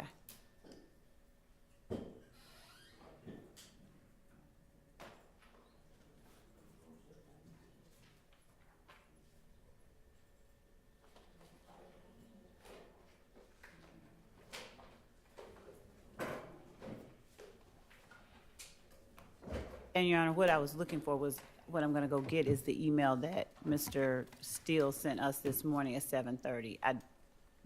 I saw it this morning, so I'm gonna go and check those names and go ahead and see what names that we're looking for.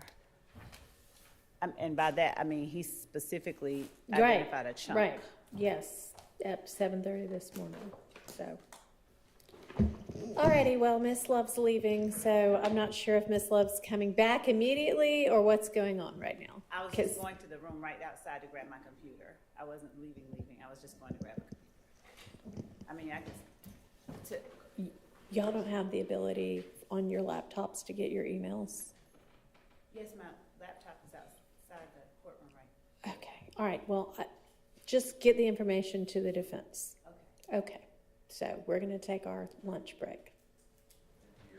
All right.